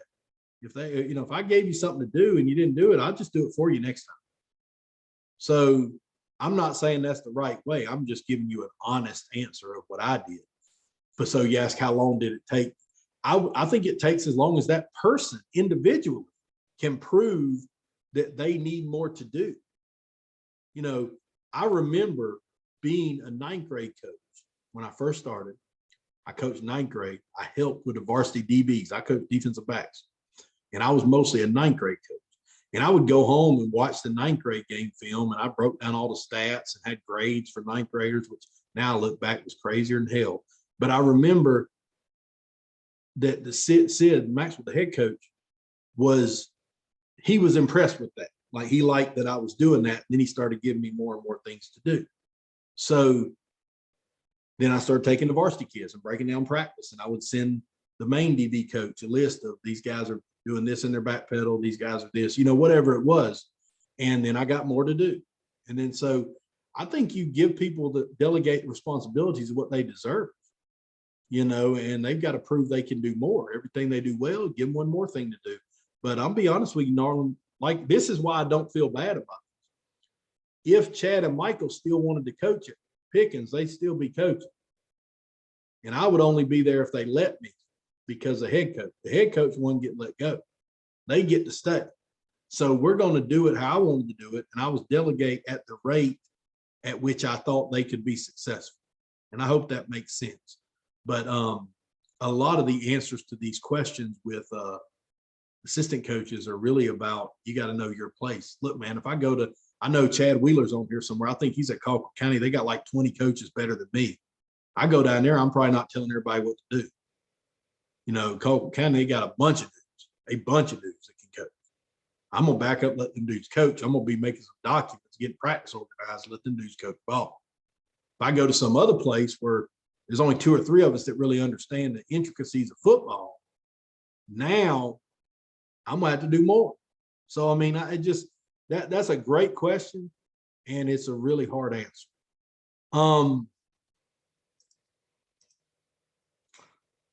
We can talk about this one in nauseum too. So I'll try to be brief, but this is what I found to be important when it comes to scheme, offense, defense, special teams. What I mean by scheme. What do you understand? Look, if you told me, okay, coach, I have to do one of these 2 things. I have to either run the wing tee or the spread. So I have to run the wing tee or the spread. Okay, well, you want to run the wing tee or the spread? I would say, well, which one do you know the most about? And if you said you knew more about the wing tee, you understood the wing tee completely, but kids like the spread, and you think you could score more points in the spread, I would tell you one of 2 things. Run the wing tee until you can figure out as much about the spread as you know about the wing tee. Meaning, even at the detriment of what the kids can and want to do what you know. Now, for the kids' sake, go learn the other stuff so you can have both. I hope this analogy I could care less what offense. I'm just saying, if you don't understand it, then why the hell are you running? Run what you understand. That's first. Second question, how can you be unique? Now you can be unique on offense, for example, by shifts, motions, trade. We used to get an empty a lot. We shifted motion a lot. That was what we did. We got an empty, ran buck sweep out at the gun some, out of a million different formations. And most time we shifted in motion and all to it. That's what we were. We ran buck, counter, pass pro. I mean, it was simple as it could be, but it was a million formations, and that was it. That was us. Does that fit your team? Well, for us at Pickens, we had decent quarterbacks. We had great running backs. We're going to be average receiver, decent up front. So we needed to spread people out, all that. So it fit our team. What do you understand? How can you be unique? So I would ask myself this question: what am I doing on offense? So, what are you going to do on offense? And if you say, well, we're going to be, right now I'm a spread team, we run the air raid, Tony Franklin, good for you. Absolutely. All right, how can you be unique in that? Well, I think we should be an air raid team, but we're going to be an air raid team that does a lot of no huddle stuff, tempo, or we're going to play, we're going to shift a lot, or we're going to play without a back a lot, or we're going to play 2 tight ends, but air raid throw it. And I don't know. Make it something that other people don't see. That's my suggestion. And then does that fit your team? Because if you ain't got a quarterback in 7th to 12th grade, the air raid probably ain't for you. Another little Parker pearl of wisdom. Chad wrote on here, Chad Wheeler wrote on here, many hands make light work. That's right. I get it, coach. If I was down there in Colquitt County, I could take charge, but I'd let y'all work because y'all got some dang good coaches down there, man. Don't let anybody tell you different. Same thing can be said on defense. What do you understand? Don't just run the stack because somebody else said run the stack. If you either don't run it or go learn everything you can about it. And you guys have so many more options than we had when I was starting out, because we went to the Glazer Clinic for like 2 days and maybe went to a college or that. And that was like the whole year of professional development. You guys got, because of Twitter and all these different options, you learn something daily. How can you be unique? What fits your team? Special teams, you got to have a plan for all 6 special teams. But I would ask myself the same question on special teams of how can we be unique? How can, how can we, is this fit our team? Whatever. And I totally agree, Cody. Twitter is better than any place you go to, especially the Parker Resource Twitter, not Chad Flats. But have a plan for all 6 of those special teams. You may say, well, I ain't worried about the punt team. We'll just punt how we used to punt. When, nah, hell with that. You come up with a team for how you're going to punt. We're going to shield punt. We're going to rugby punt. We're going whatever. And here's how we're going to do it. And if you can't do all that, maybe this head coaching ain't for you, because it is hard to have a plan for all this stuff. But guess what, guys? This one slide of all the slides I put up here, this one slide is the only fun part. The rest of it really ain't that fun. This is the only fun part. So when you get an opportunity, enamor yourself in having the best punt return in Georgia or in Alabama or Tennessee or wherever you are. You know, make that the fun part. Don't get caught up in the hype, is what I put out here, of like saying, we have to run this because somebody else is running this. Learn what it is they're doing and then decide if you want to do it. You need to have a plan for, everybody has these programs a little different. So I've had schools that they have a JV team and that's it. They don't have any say over anybody below the JV team. Some schools have a JV and a freshman team, but don't have any relationship with middle school. Some schools have JV or a freshman or both and have a great relationship with middle school. Middle school is just a microcosm of them. And some, have fortunate enough to have it all the way down to, the youth leagues. So in all those cases, whatever one you have, maximize the total program. If all you got is JV, you make that dang JV program awesome. You find the best way possible to bring those kids up from middle school to high school and make it work. And if you don't, if you got a middle school program, you make that middle school program awesome. Just have a plan. What's my vision for the middle school program? How am I going to get there? How am I going to know if it's working? Same mantra we've been going over and over again. All right, so this is kind of wrapping up here, wrap up slide here of how do you make all this happen?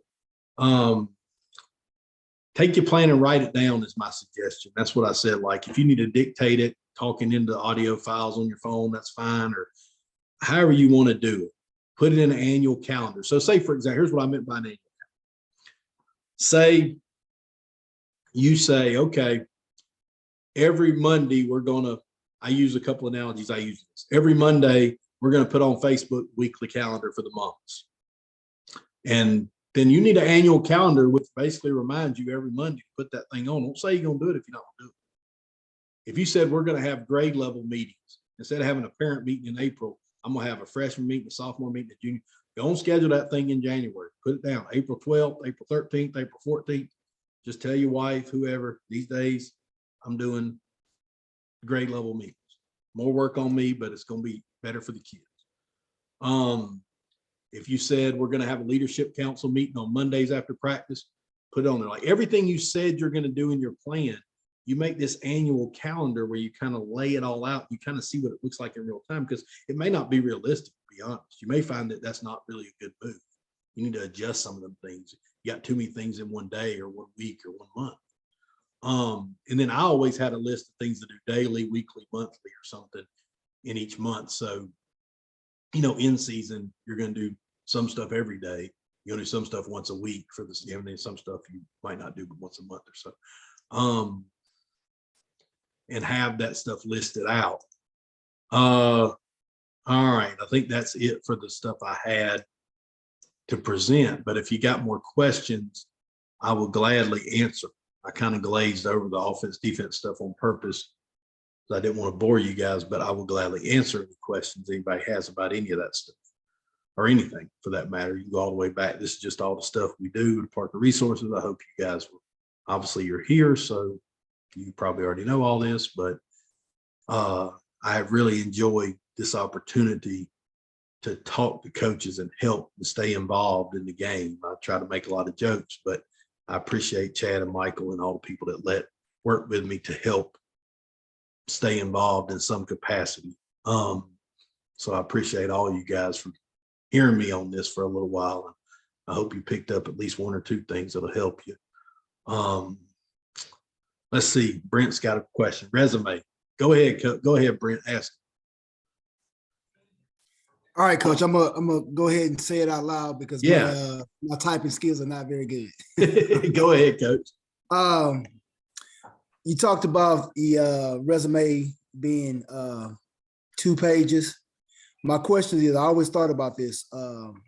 Is the reference page a separate page as well as the resume? So my work experience is 2 pages and my reference page is 1 page. Does that make sense of what I'm saying? I think that's fine. I mean, that's what I had to. This is pretty much what my real resume would look like. If I was going to apply for a job at a school near you, I would pretty much send these 2 pages plus a reference page. So it would be 3 pages. I don't think that's a big deal. Okay. I think, and if you hadn't, we had another question says, without a lot of credentials, what's the best way to make your resume stand out? I wouldn't just put fluff on there. If the reference page is part of the second page, like say you didn't have all this stuff down here where these articles are, and you put your references down there, I think that's fine too. And I think it's fine if it's a 3rd page. What I think you got to be careful with on the resume, and this is maybe an old man problem. See, you young, Brent, so you don't know, but if you've been at like 20 different places, you feel the need to write a narrative of all 20 of them. And next thing you know, that thing's 6-7 pages, and you think in your head, that's going to look good to the principal, but it's really not, because they're just going to scroll and look at nothing. Basically, by having 6 or 7 pages, they didn't even look at 2 pages, And so my advice would be keep the resume part to 2 pages.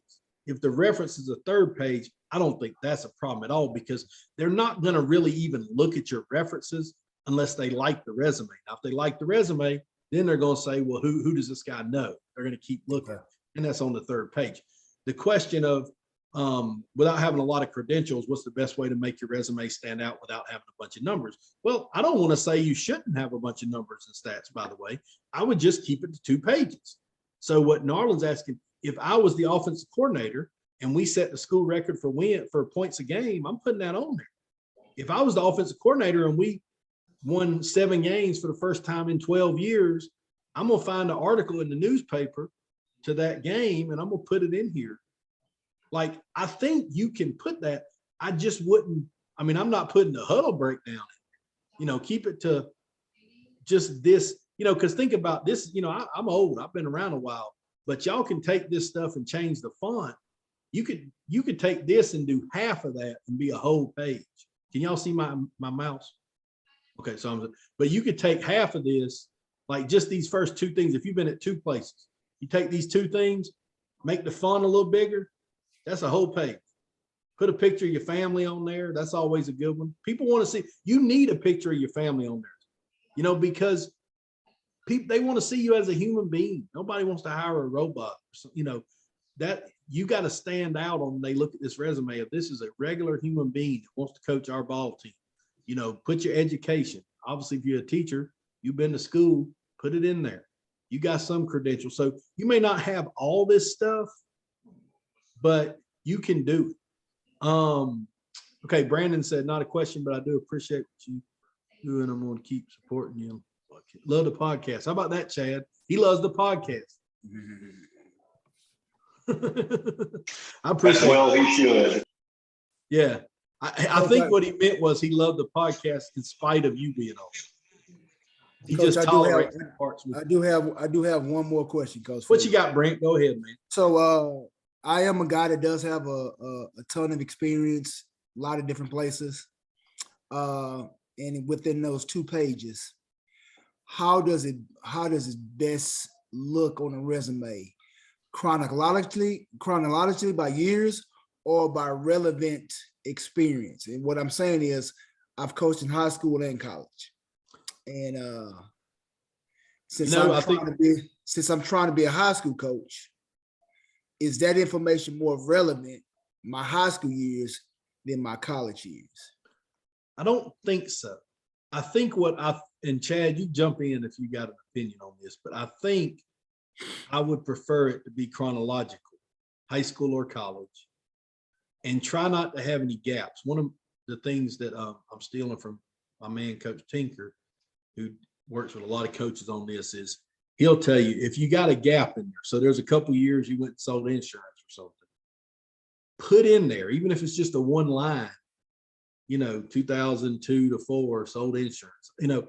Like have the whole thing, basically laid out. And, if you got several stops, you may not have a ton of things to put. Like these little bullet points might not be that many if you were only there a couple of years, a year or something, but you just name the place. And I think sometimes, Brent, if you've been at college, I think that helps you with high school. So I don't think the high school experience is relevant. I think they want to know that you can coach out of high school. Well, that'll be on your resume, sounds like. But also being at a college level to a certain group of people is going to be a plus for you. And I started this whole thing out saying, you got to know you, be self-aware. So what's your pitch? You've been at the college level, you understand college ball, make that a positive for you, and so I don't know that I would separate that or not. And I would probably on my references have high school and college guys that they could call, Nolan said, if you have high school coaching experience in a different sport, would you add? Absolutely. Absolutely. Absolutely. Especially if it's the head coach. When you say, Chad, especially if it's the head coach. So you've never been a head coach. I'm not saying you anymore. Definitely. Whoever. Let's say Narland's never been a head coach for football, never been a head football, but he was the head wrestling coach. That's going to mean something. Like, I know what we're getting when we hire a guy that's never been a head coach. They're going to struggle at some things, but we're hiring them for what they're going to be down the road. If I know he's been the head wrestling coach, he's at least checked physicals. He understands eligibility. He can get a bus request in. He can do some generic stuff that everybody's got to do. He can talk to parents. He can make a schedule. We can do all that. You just got to figure out football coaching. So I would definitely do that. Absolutely. And you might you want to find a way to highlight this. I'm not even sure my resume don't have too much junk on, to be honest, right here. I just put this on here to show y'all a real thing of what it looks like. But, some of this stuff needs to be maybe a little bigger font where you can see all of it, and don't feel like if you don't have as much words on yours as mine that it's not good. Get the pictures and things that stand out. So Narland, if you're the head wrestling coach, get you a picture of you being the head wrestling coach, put it on there somewhere. You know what I mean? Like, I think that's great. I think that's very relevant, and find some article about something your team did well. I don't even know if people will click on that stuff, but I think it helps. I really do. Anybody else? So should you cut off your past experience to make your resume only 2 pages, or just fill in the past if they ask? No, Cody, I wouldn't do that. I would put everything on there, and I would try to fit it on 2 pages. Now, if you're telling me that's impossible, then I don't know what I would tell you to do, to be honest. I guess I'd do 3 pages. I think if you're telling me you had to have 3 pages versus cut something out, I'd rather you have 3 pages. But because of tables and fonts and whatever, surely you could have just a column right here and another column right here of different years. Or don't put so many bullets. See how many bullets I got down here under these things? You ain't got to have all that. Just put the best 2 or 3 things that happened at the school. Put the next thing, best 2 or 3 things that happened at school, and try to get it condensed. I just don't think people are going to read. Like, I don't think if you have some writing on the 3rd page, you automatically get disqualified. Don't think that. I just mean, as a rule, I would keep it to something they can look at right there. Think of how they look at this. Pretend you're the principal for a minute. You got your phone. Ding, email came up. Oh, one of the 100 people that applied for our job. They click it. Something comes up. Yeah, nice. Next. Did it stand out or not? The longer it is, sometimes. Yeah, I think the places, like Chad just wrote on here, the history is probably more important than the details, meaning put the places and put less details if you feel like your thing's getting too long. But if you get onto a 3rd page, I mean, life goes on. I just think in general, sometimes people thinking more is better is not. That's the moral of that story. Anybody got anything else?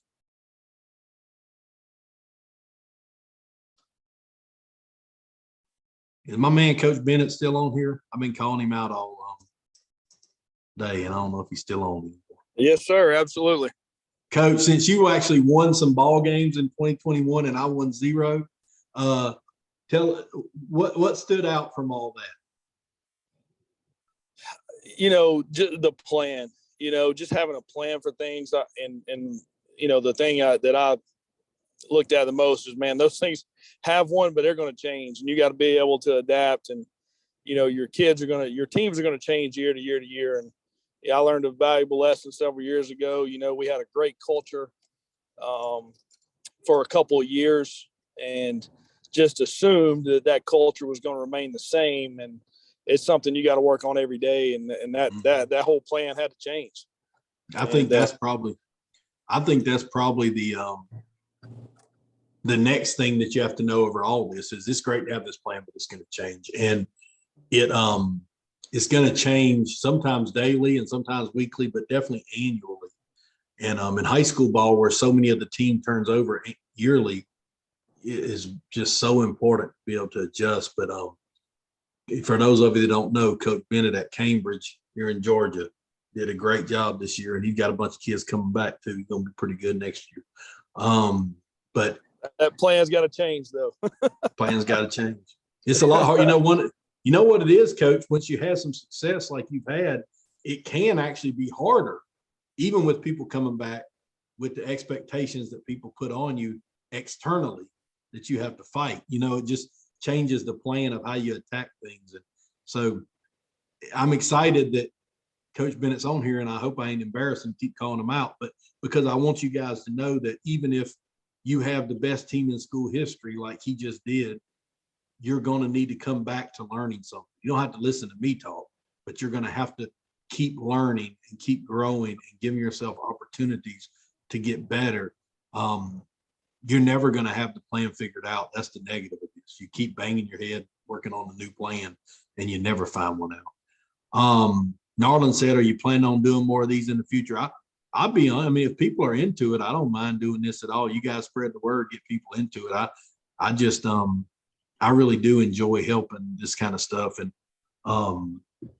gives me something to do to stay involved. And so, yeah, I mean, I'm open to doing whatever, but if you're on here right now and you've been listening to me for 2 hours, I hope the trade-off is you got an open line of you email me or text me or whatever, I'll message you back. So if you want to know something, you get with me, and I promise I'll try to answer your question.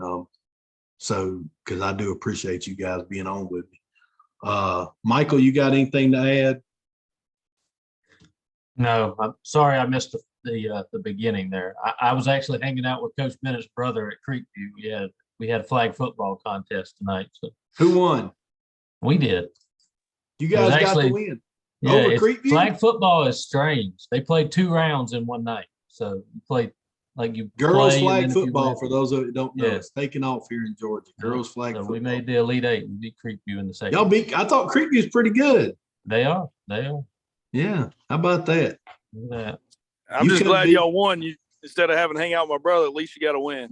At least you got something out of it. Look, that's the future, man. Girls flag football. We'll be on here doing a show on how to do. Well, they play 7-on-7, right? Yeah. If I come out of retirement, that's what I'm doing. Yeah. All right. Chad, you got anything else? We'll be off of here. Chad's on He his fell phone. asleep. He fell asleep. I think You still dressed, man. I literally went from school to football to this. Yeah.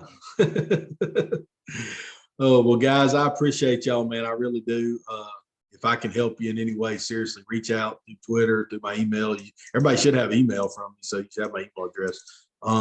Reach out. I'll help you any way I can. Thanks a lot, guys. I'm gonna